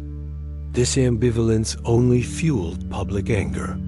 People saw that the authorities were not truly committed to stopping the violations, that they were protecting the interests of the medical establishment over the rights and sensibilities of ordinary citizens. The mob violence, brutal as it was, represented a form of community self-defense. When the law failed to protect their dead, people took matters into their own hands. The riots were expressions of powerlessness transformed into action, fear channeled into rage. They were also warnings to the medical profession and to resurrectionists. You may have the law on your side, or at least its benign neglect, but you do not have the consent of the community. Yet the riots, for all their fury, did not stop the resurrection trade. After each outbreak of violence, after the crowds dispersed and order was restored, the body snatching resumed. The demand for anatomical subjects remained, and where demand exists, supply will find a way. The resurrectionists simply became more careful, more secretive. The anatomists learned to be more discreet, to keep their dissection theaters hidden from public view, to avoid provocations like waving body parts at children through windows. The cycle continued. terror and violation, vigilance and protection, discovery and riot, restoration of order and resumption of the trade.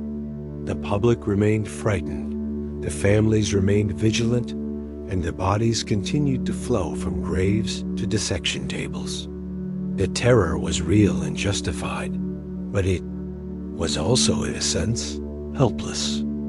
People could express their outrage, could punish individual offenders when they caught them, could demand action from authorities, but they could not change the fundamental dynamic that made the resurrection trade necessary in the first place. In the darkness after a riot, when the broken glass had been swept up and the injured had been carried away, the essential problem remained. Medical science needed cadavers. The law would not provide them. And so the resurrectionists would return to the graveyards. The terror would continue, and the uneasy standoff between public morality and medical necessity would persist, unresolved. Segment 9. The Arms Race in the Graveyard. As the resurrection trade intensified and public fear reached desperate levels, communities responded with increasingly elaborate measures to protect their dead. What emerged was essentially an arms race in graveyards, with each new defensive. Innovation prompting resurrectionists to develop new techniques, which in turn led to even more extreme protective measures. The landscape of death became militarized, transformed into a battleground where the living fought to keep the dead undisturbed. Most visible and enduring of these protective devices were mortsafes, massive iron structures that turned graves into fortresses. A mortsafe was essentially a cage made of heavy iron bars or plates, placed over a coffin and anchored deep into the ground. Some were simple frames of iron bars bolted together. Others were elaborate constructions weighing hundreds of pounds, with thick plates and complex locking mechanisms. The purpose was straightforward: to create a physical barrier so formidable that even a determined resurrectionist with tools and time would find it impossible to breach. These devices were expensive, far beyond the means of most working-class families. They became markers of wealth and status, visible declarations that this grave, this body, was protected. In Scottish churchyards, where the resurrection trade was particularly active due to Edinburgh's prominence as a center of medical education, mortsafes became common sights. Some communities developed shared mortsafes that could be rented or borrowed, placed over a fresh grave for the critical first weeks until decomposition made the body useless to anatomists, then removed and used. For the next burial, iron coffin collars worked on a similar principle, but were installed directly on the coffin itself. These were bands of iron that wrapped around the coffin, secured with locks or bolts, making it impossible to open the lid without extensive work that would alert anyone nearby. The collar turned the coffin into a sealed container, one that could not be quickly accessed even if the grave were opened. Some coffin collars included spikes or sharp edges pointing outward, deterring anyone from even attempting to grip or lift them. For those who could afford even greater protection, burial vaults offered the ultimate security. These were underground chambers built of brick or stone with heavy doors or sealed entrances. A body placed in a vault was surrounded by masonry, accessible only by breaking through substantial stonework.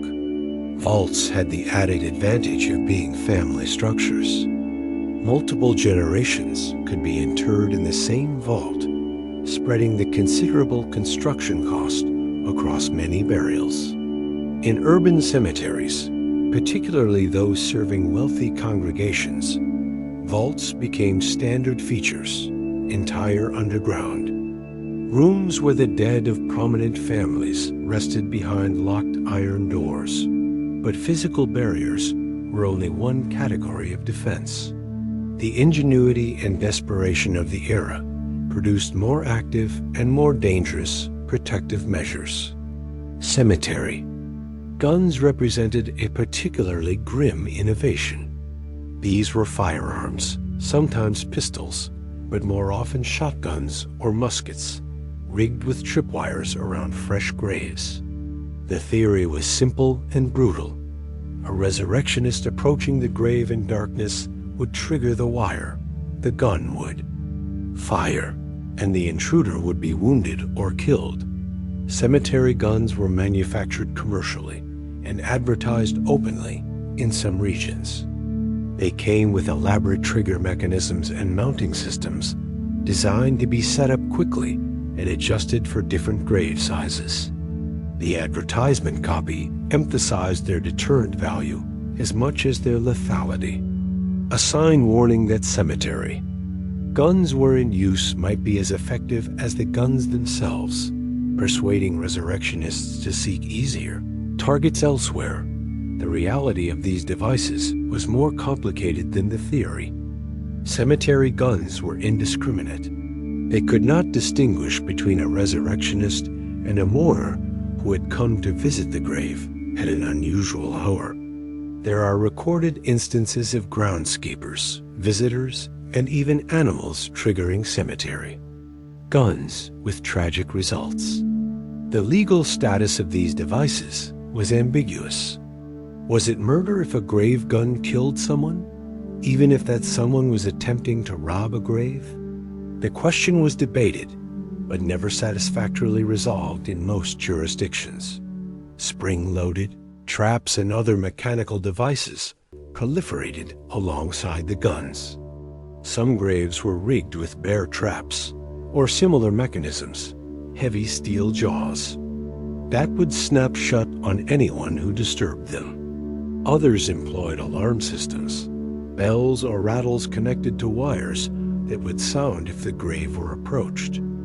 These alarms served a different purpose than the guns and traps. They were meant to summon help rather than directly harm the intruder, alerting watchmen or nearby residents that an intrusion was in progress. The presence of armed guards and watch. Societies represented a more traditional but equally serious commitment to protecting the dead. Families who could afford it would hire professional watchmen to guard fresh graves. These were not casual observers. They were men armed with clubs or firearms, positioned in small watchhouses or simply sitting vigil through the long nights, ready to confront anyone who approached. The watch typically lasted for 2 to 3 weeks after burial, the period during which the body remained fresh enough to be valuable. For communities that could not afford individual guards for each grave, watch societies emerged as a collective solution. These were organized groups, often based around a church congregation or neighborhood, whose members took turns patrolling the burial ground.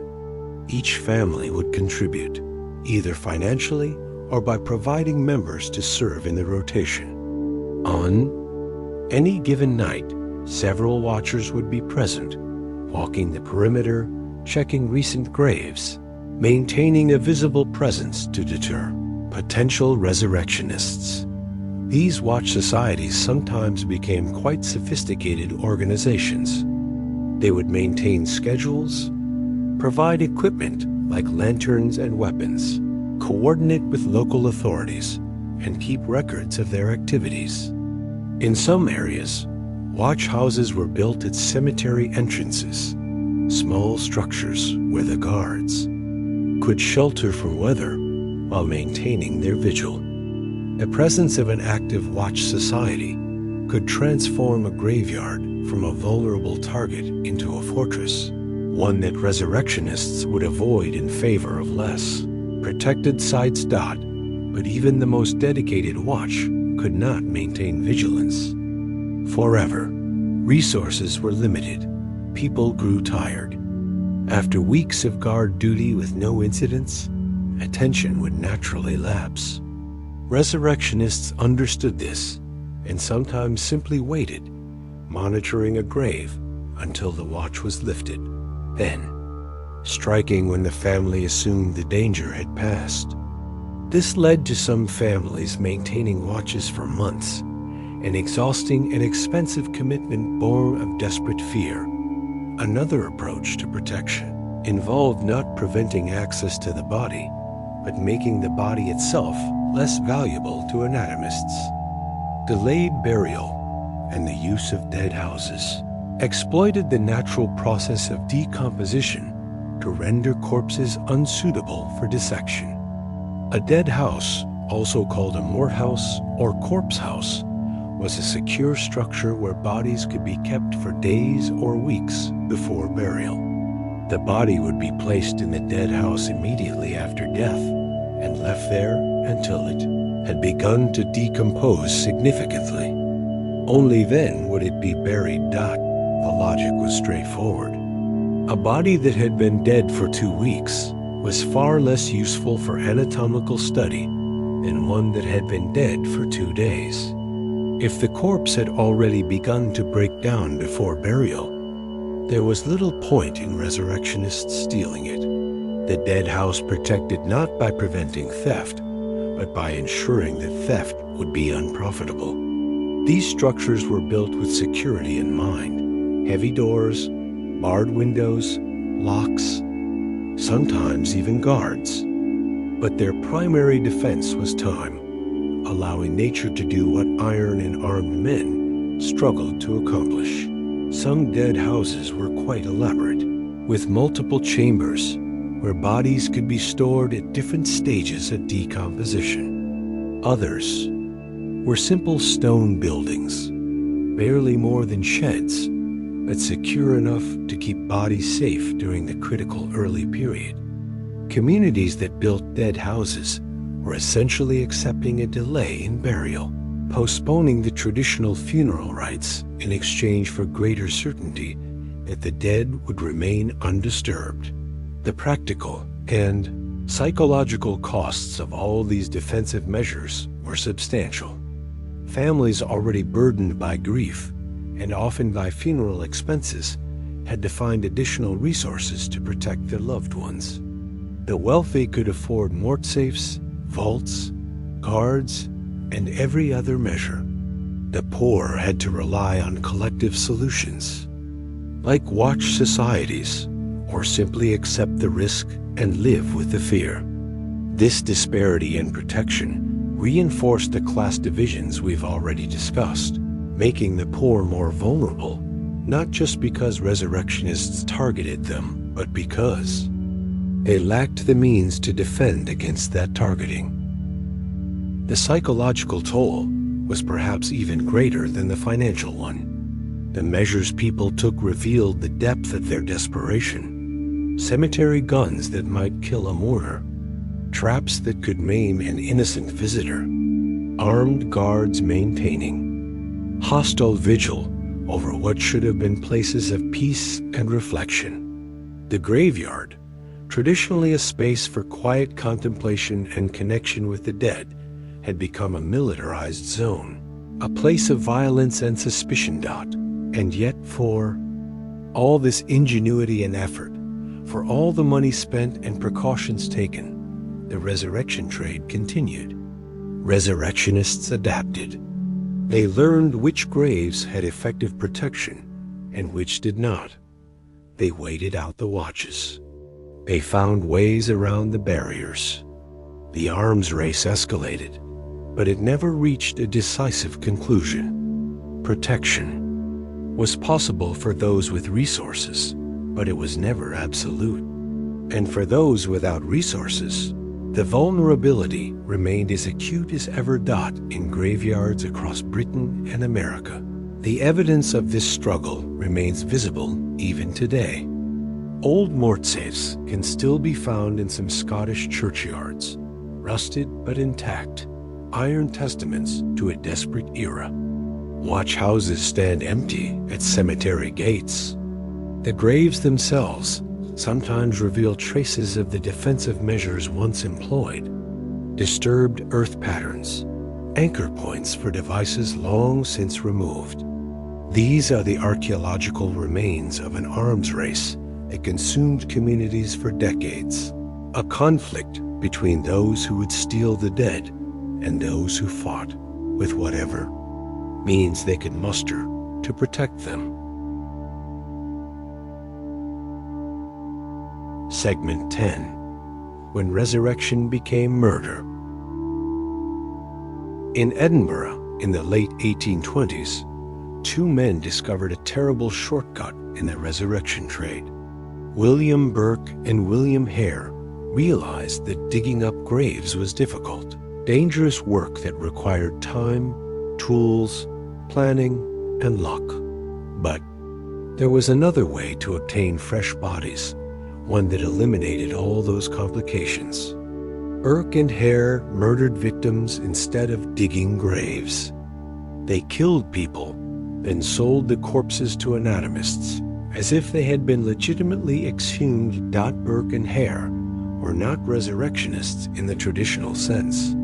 They were lodging house operators in one of Edinburgh's poorest neighborhoods, catering to travelers, drifters, and those on the margins of society. Their victims were people staying at their lodgings, vulnerable individuals who would not be missed immediately, if at all. An elderly lodger who died of natural causes gave them the idea. They sold that body to Dr. Robert Knox, a prominent anatomist who ran a successful private anatomy school and needed a constant supply of specimens for his lectures. The transaction was simple and profitable. Knox paid well and asked no questions about where the body had come from. Burke and Hare realized they had found a lucrative opportunity. Rather than wait for lodgers to die naturally, they would help the process along. Over the course of about 10 months in 1828, they murdered at least 16 people, possibly more.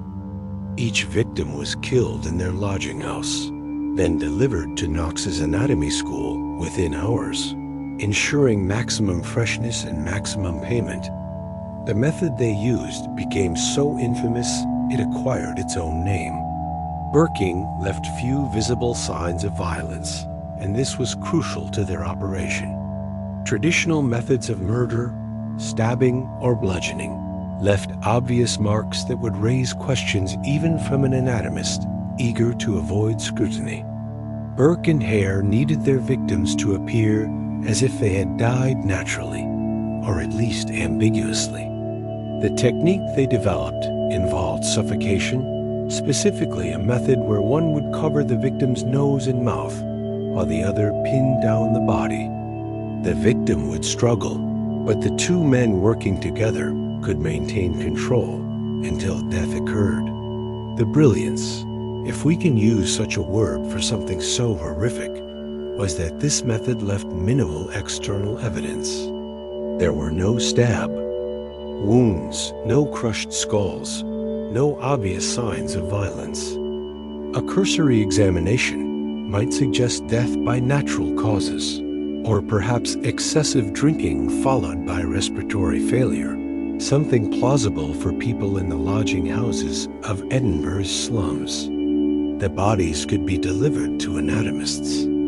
Who could claim, if questions were ever asked, that they had no reason to suspect anything untoward? Dr. Knox, receiving these unusually fresh specimens with such regularity, must have had suspicions. Fresh bodies, still warm, delivered by the same two men again and again, often of people in relatively good health rather than the elderly or diseased corpses typical of cemetery exhumations. But Knox, by his own account and that of his defenders, convinced himself not to ask too many questions. He needed bodies for his popular anatomy lectures. Burke and Hare provided them. The economics and the denial worked hand in hand. The murders continued through much of 1828. The victims were prostitutes, Elderly lodgers, a young woman with a developmental disability, a boy no older than 12. Burke and Hare were not selective about who they killed.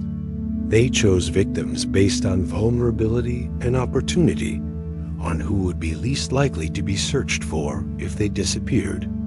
This calculation proved mostly accurate. Most of their victims were not reported missing, or if they were, no one connected their disappearances to the lodging house or to the anatomy school.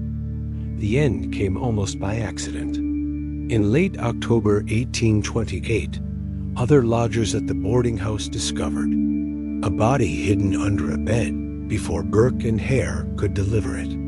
The lodgers, suspicious and frightened, reported what they had found. The police were called.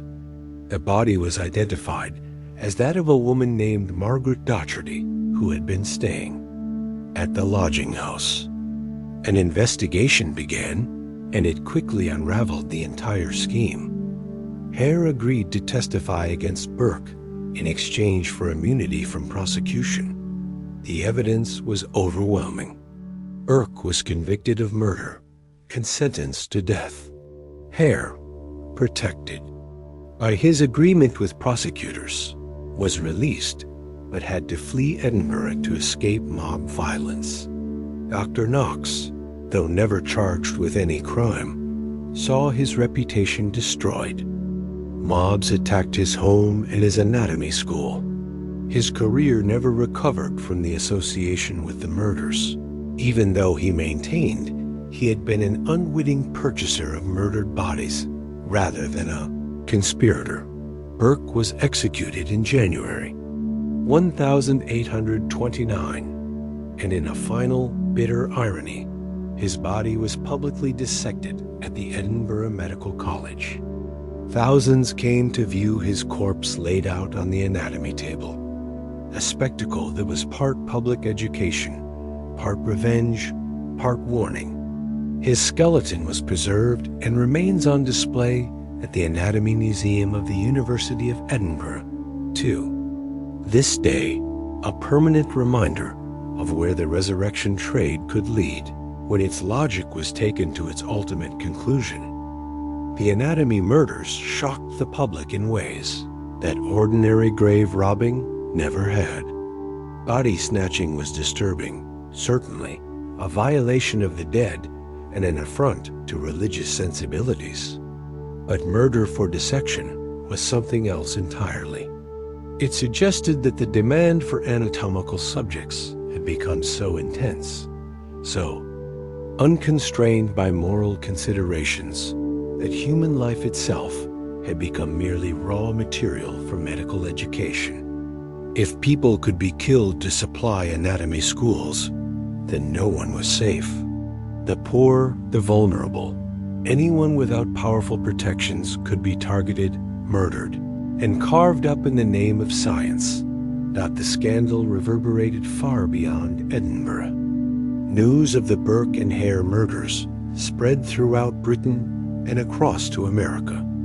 Other cases came to light or were suspected. In London, a similar case known as the London Burkers emerged shortly after. In these instances, several people were convicted of murdering victims to sell their bodies to anatomy schools.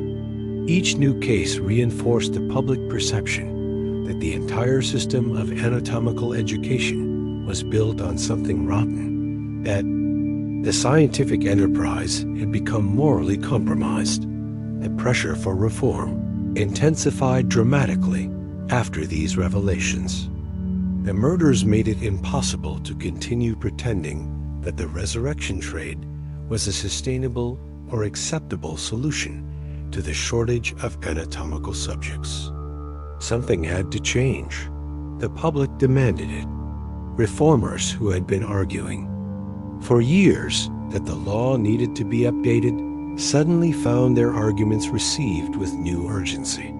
Even the medical establishment, which had benefited from the resurrection trade and had often turned a blind eye to its methods, recognized that the situation had become untenable. The Burke and Hare case became the catalyst, the tipping point that forced action.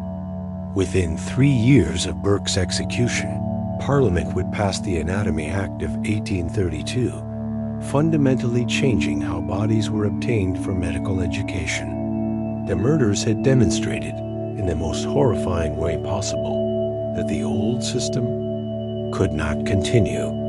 When resurrection turned to murder, when the demand for bodies began to consume the living rather than just disturbing the dead, society was finally forced to confront the contradictions it had been avoiding for decades. In the history of body snatching, Burke and Hare occupy a unique and terrible position. They were not resurrectionists at all, not in the traditional sense. They were murderers who exploited the market that resurrectionists had created. But in doing so, they revealed the logical endpoint of a system that treated human bodies as commodities, that created such powerful financial incentives for obtaining corpses that some would kill to supply them. Their crimes forced a reckoning. That grave robbery alone, for all its horror, had never quite managed to produce. Segment 11. The Geography of the Trade. The resurrection trade was not distributed evenly across Britain and America. It concentrated in specific cities, specific neighborhoods, specific social geographies where conditions aligned to create both supply and demand. Understanding where body snatching flourished requires understanding the urban landscape of the era, the location of medical schools, the distribution of poverty, and the networks that connected them. London, the largest city in the English-speaking world, developed the most extensive and organized resurrection networks. The city's slums were major recruiting grounds for body snatchers, particularly areas like Bethnal Green, Spitalfields, and the rookeries of St. Giles. These were neighborhoods of desperate poverty where thousands lived crammed into decaying buildings, where employment was irregular and wages were barely sufficient for survival, where the line between legal and illegal work was constantly crossed out of sheer necessity. In these districts, the resurrection trade found its workforce. Young men who might spend their days as porters or street vendors or casual laborers could supplement their meager incomes with night work in the graveyards. The social networks of these neighborhoods facilitated recruitment. An experienced resurrectionist might recruit his neighbors, his relatives, men he drank with at the local tavern. Trust was essential in this work, and trust came from shared circumstances, from knowing that everyone involved had similar motivations and similar vulnerabilities. The slums also provided cover and infrastructure for the trade. Narrow, twisting streets made it easy to move through the city unobserved. Lodging houses asked few questions about late-night comings and goings, or about what might be stored in a back room. The general atmosphere of illegality and desperation meant that one more criminal enterprise drew little attention. Resurrectionists could operate openly within their own communities, even while remaining hidden from the broader society. London's anatomy schools were scattered throughout the city, but many were concentrated in areas adjacent to major hospitals. These locations created short supply chains from certain graveyards to particular anatomy theaters. A gang operating in East London might have regular relationships with anatomy schools in that area, while a gang working south of the Thames would supply different institutions. The geography shaped the economics, determining which graveyards were most valuable to which suppliers. If London was the capital of the resurrection trade in England, Edinburgh held that distinction for Scotland. Edinburgh and Glasgow had intense demand that made them centers of body snatching activity, but Edinburgh was particularly notorious. The Edinburgh Medical School was among the most prestigious in the world, attracting students from across Britain, Europe, and America. Its anatomy courses were renowned, taught by some of the leading anatomists of the age. This excellence created insatiable demand for bodies that the concentration of medical education in Edinburgh was extraordinary. By the early 19th century, the city had not just the University Medical School, but also several private anatomy schools, each competing for students and each requiring a steady supply of cadavers. The competition between these schools drove prices up and made Edinburgh the most lucrative market for resurrectionists in Britain. Bodies that might fetch a few pounds in London could command significantly more in Edinburgh. This high demand created a sophisticated supply network. Local resurrectionists worked the Edinburgh graveyards, but bodies were also imported from surrounding areas, from smaller towns and rural parishes, where exhumation was easier and less risky. Some bodies came from as far as Ireland, shipped across the Irish Sea in barrels or crates. The Edinburgh anatomy schools became the destination for a corpse trade that extended across much of Scotland and beyond Glasgow. Scotland's other major city had its own medical schools and its own resurrection networks. Though they operated somewhat in Edinburgh's shadow, the dynamics were similar. Concentrated medical education, creating demand that could only be met through a legal supply. Competition between Edinburgh and Glasgow sometimes led to territorial disputes, with gangs from each city occasionally raiding the other's traditional supply areas. Across the Irish Sea, Dublin had developed its own unique approach to the resurrection. Problem: Dublin medical students sometimes stole bodies themselves rather than relying on professional resurrectionists. This was partly a matter of economics. Ireland was poorer than England or Scotland, and the market for professional body snatching was less developed. Students who needed specimens for their studies and who lacked the funds to purchase them simply took matters into their own hands.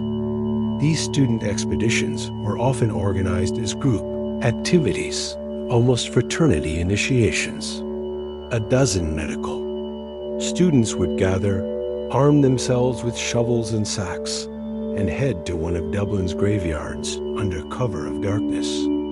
The work was physically demanding and legally risky, but it was also, for some students, perversely exciting. Stories of these nocturnal adventures circulated in student circles. Tales of narrow escapes from watchmen, of bribing gravediggers, of the thrill and terror of their illegal enterprise. The involvement of students directly in grave robbing created particular problems for Dublin's medical schools. When professional resurrectionists were caught, they could be prosecuted and punished without directly implicating the anatomy schools. But when students were caught, the connection to the medical establishment was undeniable. Several scandals erupted when Dublin students were arrested in graveyards, leading to public outrage and calls for the medical school to control its students. The institution found itself in the awkward position of officially condemning body snatching, while tacitly accepting that its students needed bodies and had no legal way to obtain them. The practice of student body snatching also existed in Britain and America, but it was less systematic, more sporadic. Individual students or small groups might attempt to procure their own specimens, but most relied on the professional networks that had developed. In Dublin, the absence of those well-established professional networks meant students filled the gap themselves, creating a distinct local pattern in the resurrection trade. In America, the resurrection trade developed its own geography, centered on the cities with major medical schools. Philadelphia, Baltimore, and New York developed extensive networks that, by the mid-19th century, rivaled those of British cities in their sophistication and scale. These three cities became the American capitals of body snatching, each with its own character and methods. Philadelphia, home to several prominent medical schools, including the University of Pennsylvania, had an early and active resurrection trade. The city's Potter's Field and African American burial grounds were systematically targeted. Philadelphia's resurrectionists developed techniques for long-distance transport, shipping bodies from rural Pennsylvania graveyards to the city's anatomy schools. The networks extended into neighboring states, with bodies sometimes traveling 100 miles or more to reach Philadelphia's dissection tables. Baltimore became particularly notorious for the violence and boldness of its body snatchers. The city's medical school had an enormous appetite for specimens, and Baltimore's resurrection gangs developed reputations for brazen operations. They would raid graveyards in broad daylight if they thought they could get away with it. They bribed gravediggers, cemetery workers, and even some officials. The trade in Baltimore became so open that citizens organized armed patrols of burial grounds, leading to violent confrontations. The Baltimore networks also pioneered some of the more sophisticated preservation and transport techniques. Bodies, packed in barrels with whiskey or rum, could survive the journey from distant rural areas. This allowed Baltimore's anatomy schools to tap into supply sources far from the city, essentially creating a regional market for corpses. A body stolen from a graveyard in rural Maryland might end up on a dissection table in Baltimore within 24 hours, preserved well enough for anatomical study, despite the distance traveled. New York developed perhaps the most organized resurrection networks of any American city. The city's size, wealth, and concentration of medical schools created conditions similar to London. Professional gangs operated with considerable sophistication, maintaining relationships with multiple anatomy schools, coordinating their activities to maximize efficiency.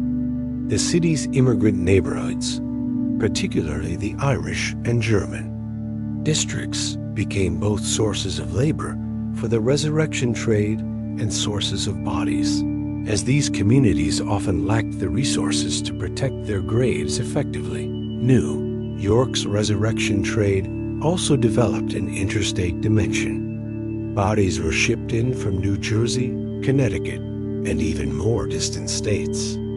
The railroad and canal systems that were transforming American commerce in the mid-19th century also served the corpse trade. A body could be exhumed in a small town cemetery, packed in a crate labeled as containing books or scientific instruments, and shipped by rail to New York, arriving fresh enough for dissection. The American resurrection networks faced some challenges that were less acute in Britain. Distances were greater, requiring more sophisticated preservation and transport methods. The legal landscape was more fragmented, with each state having slightly different laws regarding grave robbing and dissection. But American resurrectionists adapted, developing techniques and organizations suited to their environment. What united all these locations, from London's slums to Edinburgh's ancient graveyards to the Potter's Fields of Philadelphia, was the fundamental dynamic of supply and demand operating within specific social and geographical constraints. Medical schools needed bodies. Poor neighborhoods provided both the labor to obtain those bodies and, too often, the bodies themselves. The geography of the resurrection trade was ultimately a map of inequality, showing where medical ambition intersected with social vulnerability where scientific necessity found its supply and human desperation. In each city, the trade developed its own culture, its own methods, its own networks of suppliers and purchasers. But everywhere, the essential pattern was the same: bodies flowing from the graves of the poor and powerless to the dissection tables where the next generation of physicians learned their craft, an invisible economy that sustained medical education while remaining hidden from polite acknowledgement. Segment 12. The Legal Solution. By 1832, the contradictions that had sustained the resurrection trade for decades had become untenable. The Burke and Hare murders had demonstrated where the logic of the illegal trade could lead. Public outrage had reached levels that could no longer be ignored. Medical schools desperately needed a legal source of bodies. Parliament finally acted, passing the Anatomy Act of 1832, legislation that would fundamentally transform how bodies were obtained for medical education, and in doing so, largely end the era of the Resurrectionists. The Anatomy Act legalized the use of unclaimed bodies from workhouses, hospitals, and other public institutions. This was the core innovation, the mechanism that would replace grave robbing with a sanctioned supply chain. The law specified that any person who died in a workhouse, hospital, or similar institution, whose body was not claimed by family or friends within a certain period, could be turned over to anatomy schools for dissection. No longer would anatomists need to rely on criminals digging up graves in the night. They would have access to a legal, steady supply of subjects. The logic behind this provision was straightforward, at least to those who crafted the legislation. These unclaimed bodies would otherwise be buried at public expense in paupers' graves. Why not?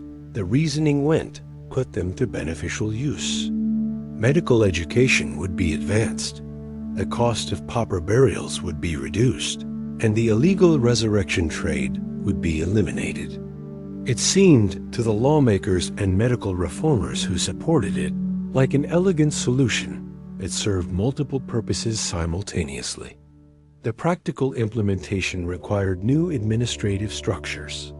Inspectors were appointed to track every dissected corpse, creating a system of oversight that had never existed before. These anatomy inspectors were responsible for ensuring that schools obtained bodies through legal channels, that proper records were maintained, that bodies were treated with appropriate dignity during and after dissection, and that remains were eventually buried rather than simply discarded. Each anatomy school had to be licensed. Each body received had to be documented, recording where it came from, when it arrived, how it was used, and what happened to the remains afterward. The inspectors would visit anatomy schools regularly, examining their records, checking their facilities, verifying compliance with the law's requirements. This level of bureaucratic oversight was unprecedented. For the first time, the use of human bodies in medical education was subject to systematic governmental regulation. The impact on the supply chain was immediate and dramatic. Within a few years of the Act's passage, the flow of bodies shifted from graveyards to workhouses and hospitals. Professional resurrectionists found their livelihood evaporating. Why would an anatomy school pay a resurrectionist several pounds for a body obtained illegally when it could receive bodies legally at no cost, or for minimal administrative fees? The economic foundation of the resurrection trade collapsed almost overnight. Some resurrectionists attempted to continue their operations, but the market had fundamentally changed.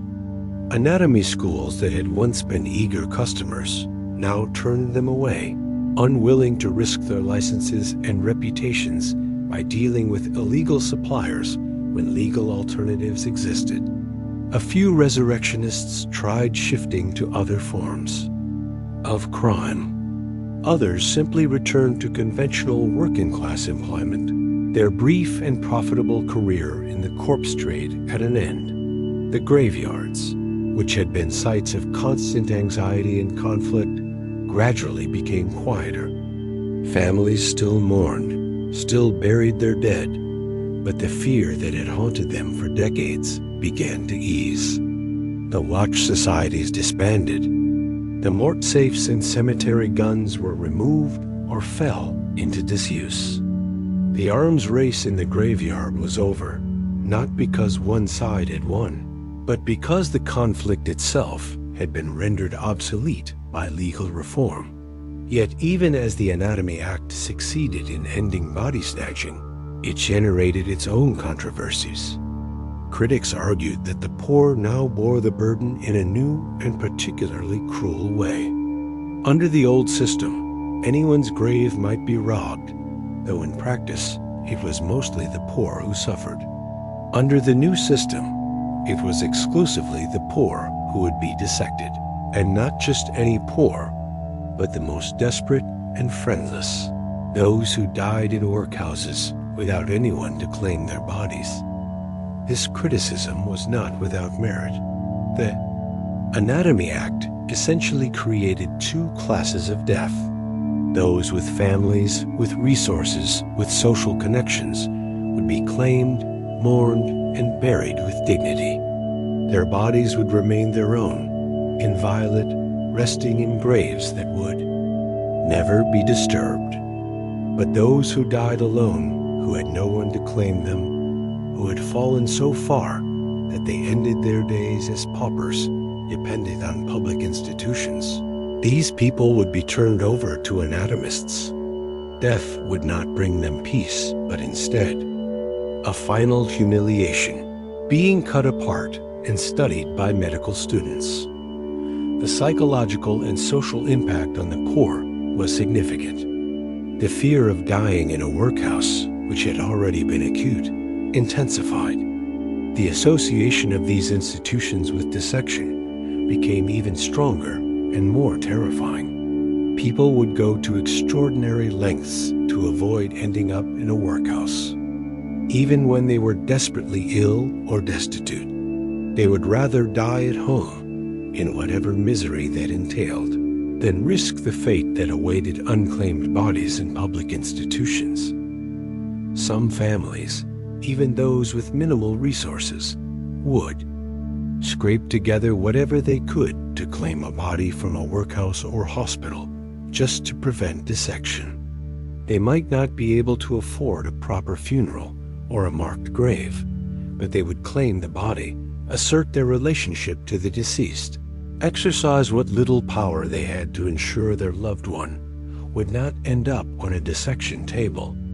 The law had created a bureaucratic distinction between claimed and unclaimed bodies, and families responded by claiming their dead, no matter what hardship that might entail. The defenders of the Anatomy Act argued that it was nevertheless an improvement over the previous system. At least now there was legal process, documentation, oversight. At least the bodies being dissected were not stolen from graves, were not taken against anyone's explicit wishes. The people whose bodies were used had died in public care, and in the absence of anyone to claim them, their bodies served a public good by advancing medical education. To those who held this view, the act represented progress, a rational solution to a problem that had plagued society for decades. Over time, additional developments further reduced whatever residual demand remained for illegal bodies. The practice of embalming, which became more widespread in the latter half of the 19th century, meant that bodies could be preserved for longer periods. This reduced the urgency that had characterized the Resurrection era, when every body needed to be fresh and every delay meant deterioration. Anatomy schools could now plan more carefully, could accept bodies and preserve them until they were needed, could build up reserves rather than operating in constant crisis. Secure cemeteries with better design and management also played a role. As cemetery reform movements improved burial practices, graves became deeper, burial grounds better maintained and monitored. Even if someone had wanted to engage in old-style body snatching, the practical difficulties had increased substantially. Combined with the legal supply provided by the Anatomy Act and the reduced urgency created by embalming, these improvements made grave robbing both unnecessary and impractical. Medical education itself evolved in ways that reduced the per-student need for bodies. Teaching methods improved.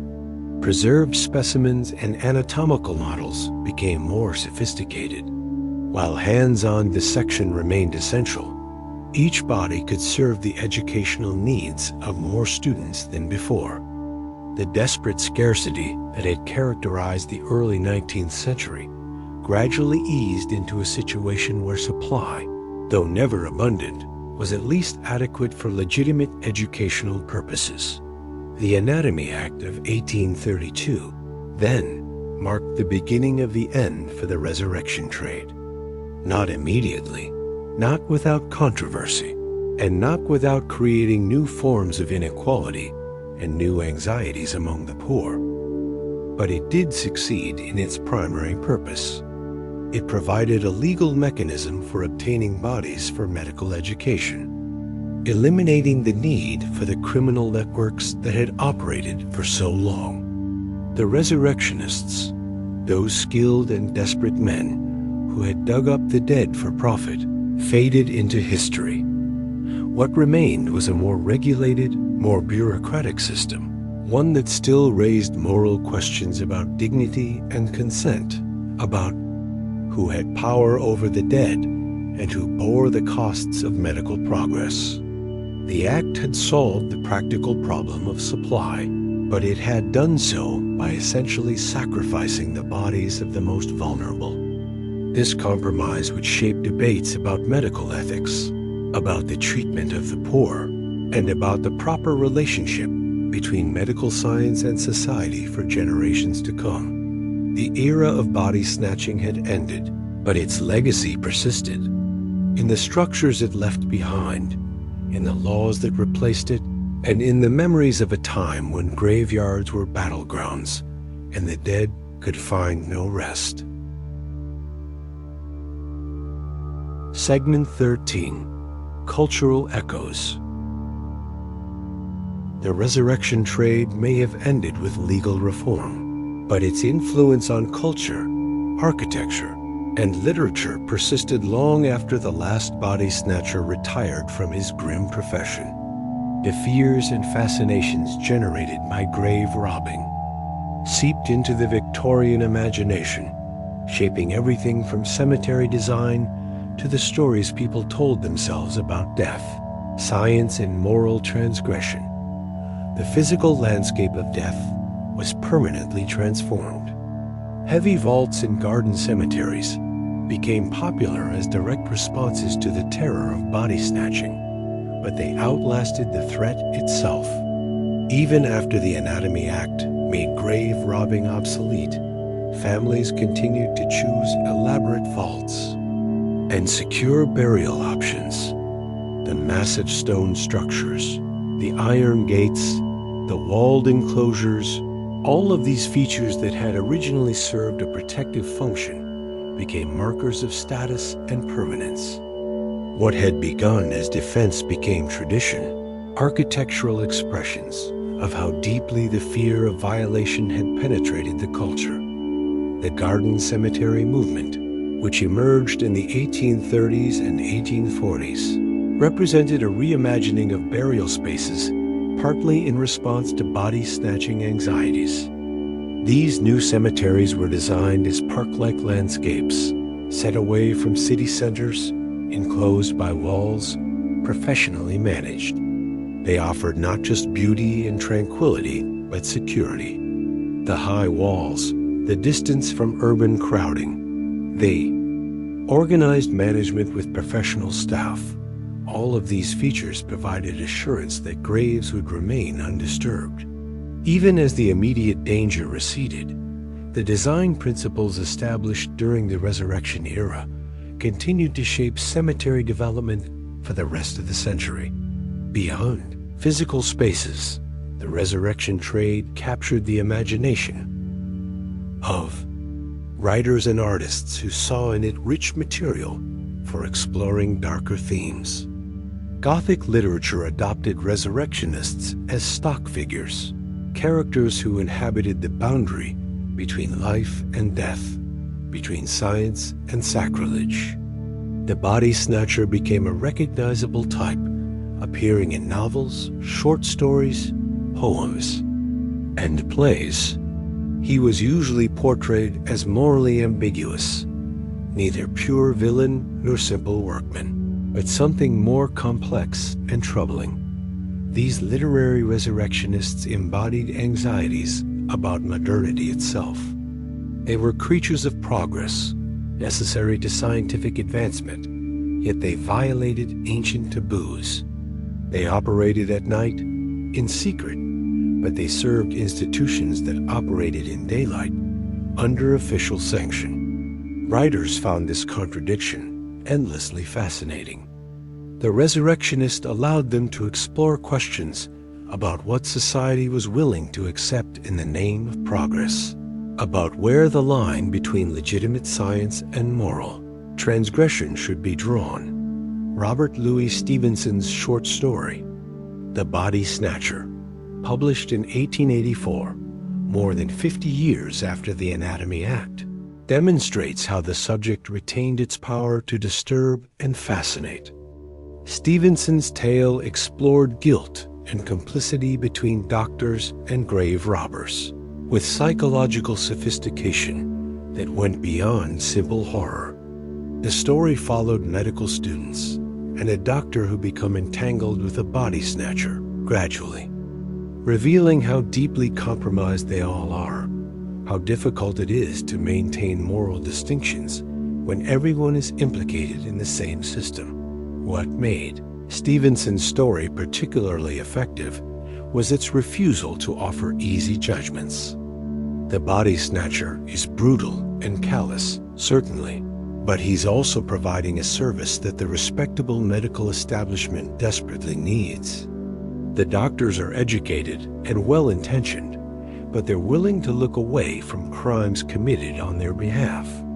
No one in the story is innocent, and that moral complexity reflected the historical reality more accurately than simpler tales of evil criminals and innocent victims. The story also captured the psychological burden of complicity, the way guilt haunted those who benefited from the resurrection trade, even when they didn't personally commit any crimes. This theme of haunting, both literal and metaphorical, became central to how body snatching was portrayed in literature. The dead would not rest quietly. They would return in nightmares, in memories, in the faces of cadavers on dissection tables that seemed to accuse their dissectors.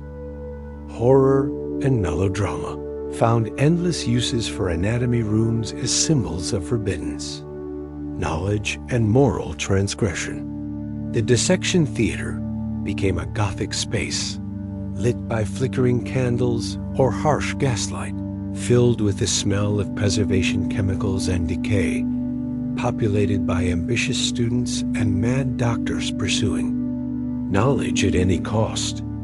This theatrical version of anatomical education had only loose connections to the actual practice of medicine, but it captured something true about how society felt about the violation of bodies in the name of science. Victorian melodramas frequently featured scenes set in anatomy schools, using them as backdrops for revelations and confrontations. A character might discover that a body on a dissection table is someone they knew, triggering horror and moral crisis.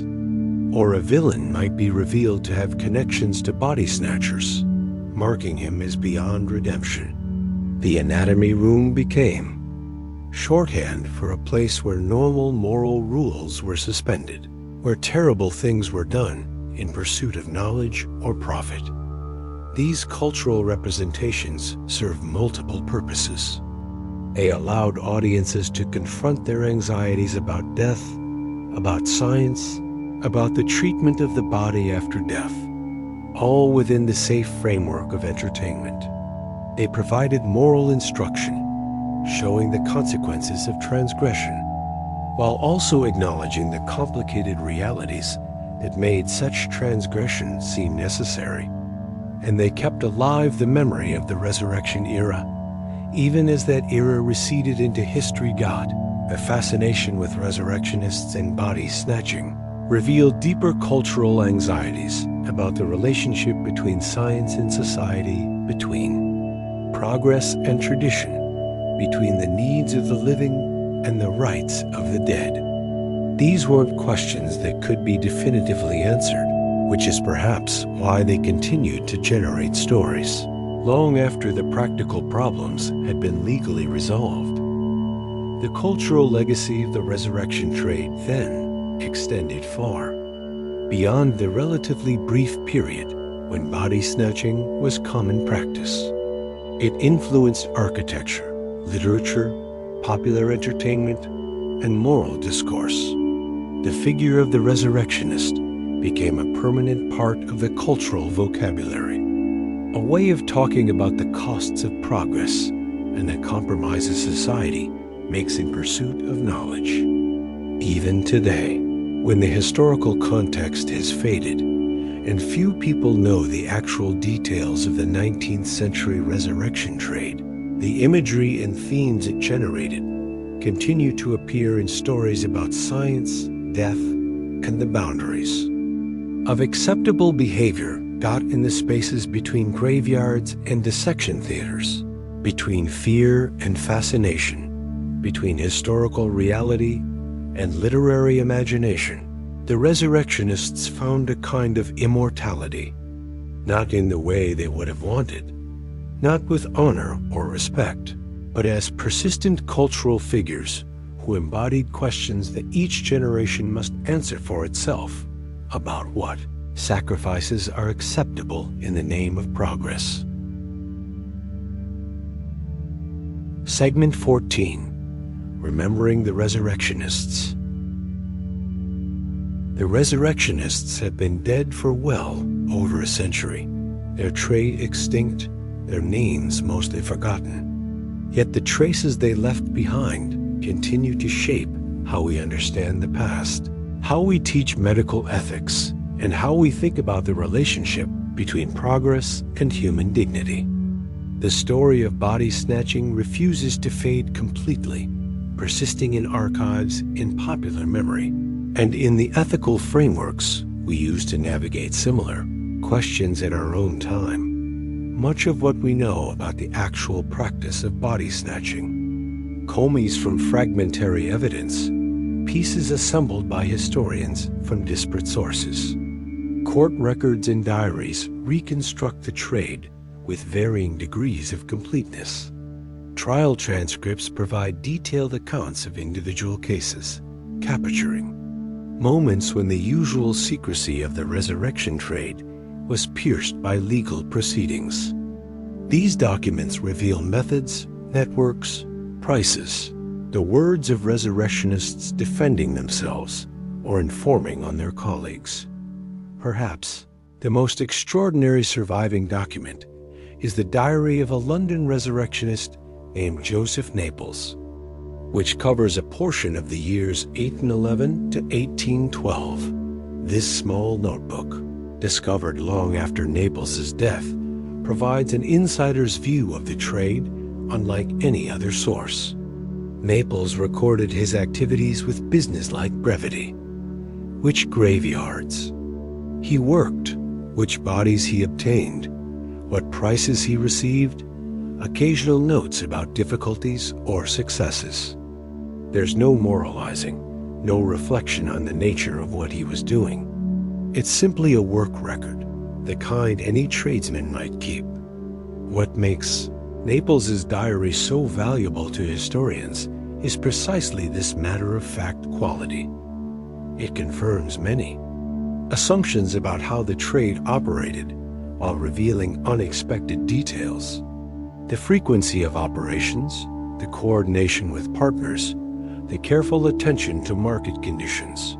All of this emerges from entries that were never intended for anyone else to read. Naples was keeping track of his income and his work, nothing more.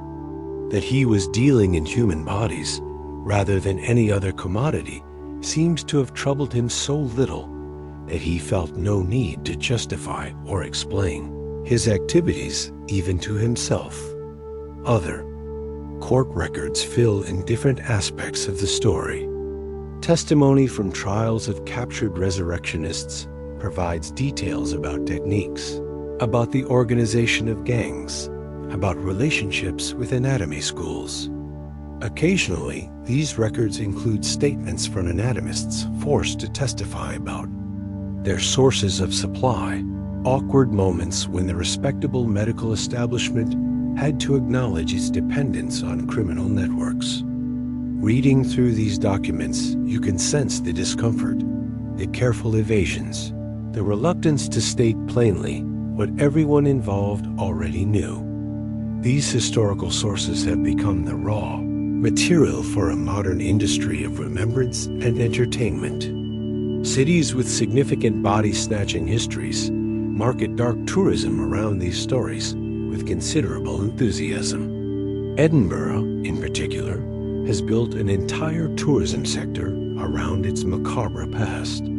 Walking tours take visitors through the old town, stopping at sites associated with Burke and Hare, at graveyards that were raided by resurrectionists, at the locations of anatomy schools. Guides tell the stories with theatrical flair, emphasizing the horror and the scandal. The murders and the riots. London offers similar tours, though the body-snatching content is often mixed with other Victorian crimes and horrors. Tour companies promise to reveal the dark underbelly of the city, the hidden history that proper society tried to forget. They take groups through old graveyards, point out surviving mortsafes, describe the desperate measures families took to protect their dead. The tours are popular, drawing both tourists and locals interested in this glimpse into the city's darker past. Museums have gotten into the act as well. Medical museums in particular have created exhibits around body snatching, displaying some of the tools and devices used by resurrectionists or to defend against them. The Thackeray Museum in Leeds, the Dittrich Medical History Center in Cleveland, and similar institutions have all featured body snatching in their exhibitions. These displays serve educational purposes, teaching visitors about the history of medical education, but they also acknowledge the entertainment value of the subject. The horror and fascination that drew Victorian audiences to stories about resurrectionists continues to draw modern museum visitors. This commercialization of body snatching history raises its own questions about appropriateness and exploitation. Are these tours and exhibits honoring the memory of those whose graves were violated, or are they simply profiting from past suffering? The question doesn't have an easy answer. What's clear is that body snatching has become heritage, a part of local identity in cities that experienced it, something to be remembered and even celebrated in a complicated way. Beyond tourism, the resurrection trade has left another kind of legacy in language and metaphor. Resurrectionist survives in academic and literary contexts as a term for scholars who recover forgotten texts, neglected histories, or overlooked voices from the past. When a researcher discovers an unknown manuscript in an archive, or brings attention to a writer who had been forgotten, they might be described as performing a kind of intellectual resurrection. The metaphor works because of the association with digging, with bringing back to light something that had been buried, with giving life to what seemed dead. This metaphorical use is, of course, far removed from the grim reality of actual resurrectionists, hauling corpses from graves. But it testifies to how the figure of the resurrectionist has been incorporated into broader cultural vocabulary. The very word suggests recovery, retrieval, a kind of salvage operation performed on the past. That it comes from such a dark source adds a certain edge to the metaphor, a reminder that recovery often involves disturbing what had been laid to rest. In medical education and bioethics, the era of body snatching remains a cautionary tale, regularly invoked in discussions about consent, dignity, and the ethics of using human bodies for research and education. When medical students today learn about the history of their profession, body snatching often features prominently as an example of what can go wrong when society fails to establish ethical frameworks for necessary but morally complex practices. Story illustrates the dangers of creating situations where legal restrictions make it impossible to meet legitimate needs through ethical means. The resurrection trade existed because the law made it nearly impossible to obtain bodies legally, forcing medical schools to rely on criminal networks. This created a system where ethical responsibility was diffused, where everyone involved could claim they were just responding to circumstances beyond their control. Modern bioethics uses this history to argue for the importance of establishing clear, ethical pathways for practices that society needs, rather than forcing such practices into illegality and moral compromise. The history also raises questions about consent and dignity that remain relevant. The Anatomy Act of 1832 solved the practical problem of supply, but it did so by authorizing the dissection of people who had died without specifically consenting to that use of their bodies. The fact that these were unclaimed bodies from workhouses doesn't resolve the ethical question. Did these people, simply by virtue of dying poor and friendless, forfeit their right to determine what happened to their remains? Modern body donation programs have learned from this history. Today, anatomical education relies primarily on voluntary donation, on people who make explicit decisions during their lives to donate their bodies to medical science after death. This framework of explicit consent addresses the ethical problems inherent in the old system, where bodies were either stolen or simply appropriated without permission. Yet even modern donation programs face questions about adequacy of consent, about whether donors fully understand what will happen to their bodies, about how to balance the needs of medical education with respect for the donors. The resurrection era also reminds us that medical progress has always involved moral compromises, that the advancement of knowledge and the improvement of treatment have often depended on practices that made people uncomfortable or that violated norms. This doesn't mean such compromises were acceptable, but it does complicate simple narratives about medical progress. The surgeons who learned anatomy from bodies stolen by resurrectionists went on to save lives with the skills they acquired. Does that justify the theft? The question resists easy answers. Perhaps what's most striking about the persistence of body snatching in cultural memory is what it reveals about ongoing anxieties. We still worry about what happens to our bodies after death, about dignity and violation, about who has power over the dead. Modern scandals involving retained organs or tissue taken without proper consent or bodies donated to science and then misused all echo the concerns that made body snatching so terrifying to our ancestors. The specific circumstances have changed, but the fundamental issues about consent, about dignity, about the proper use of human remains remain as fraught as ever. The Resurrectionists, then, are remembered not just as historical curiosities, but as figures who embodied dilemmas that persist. They were criminals who served a social need. They violated norms in pursuit of progress. They exploited the vulnerable to benefit society as a whole. These contradictions, which made the resurrection trade possible and which ultimately led to its reform, continue to surface in new contexts, forcing each generation to navigate similar terrain.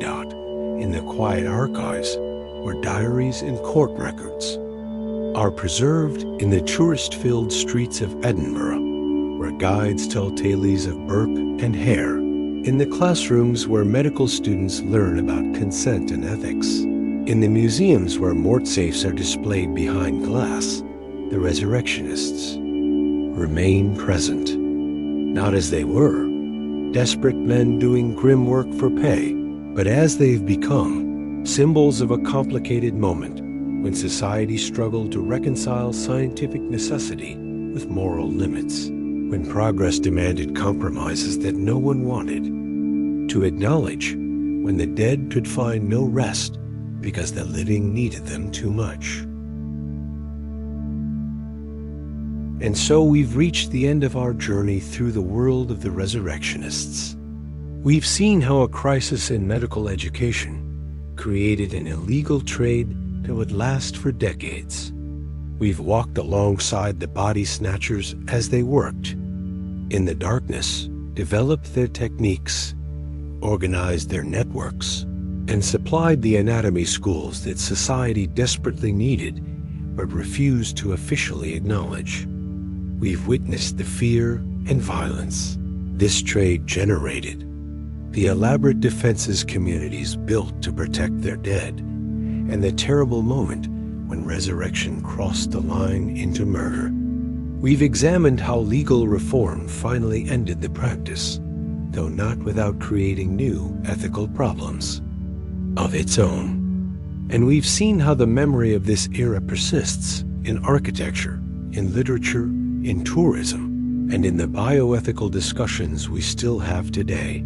The Resurrectionists were criminals, certainly, but they were also workers responding to market forces, feeling a need that the law refused to acknowledge.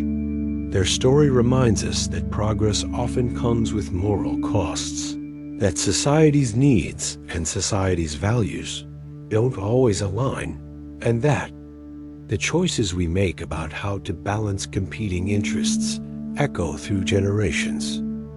The era of body snatching is long over, but the questions it raised about consent, dignity, medical necessity, and who bears the cost of progress remain as relevant as ever.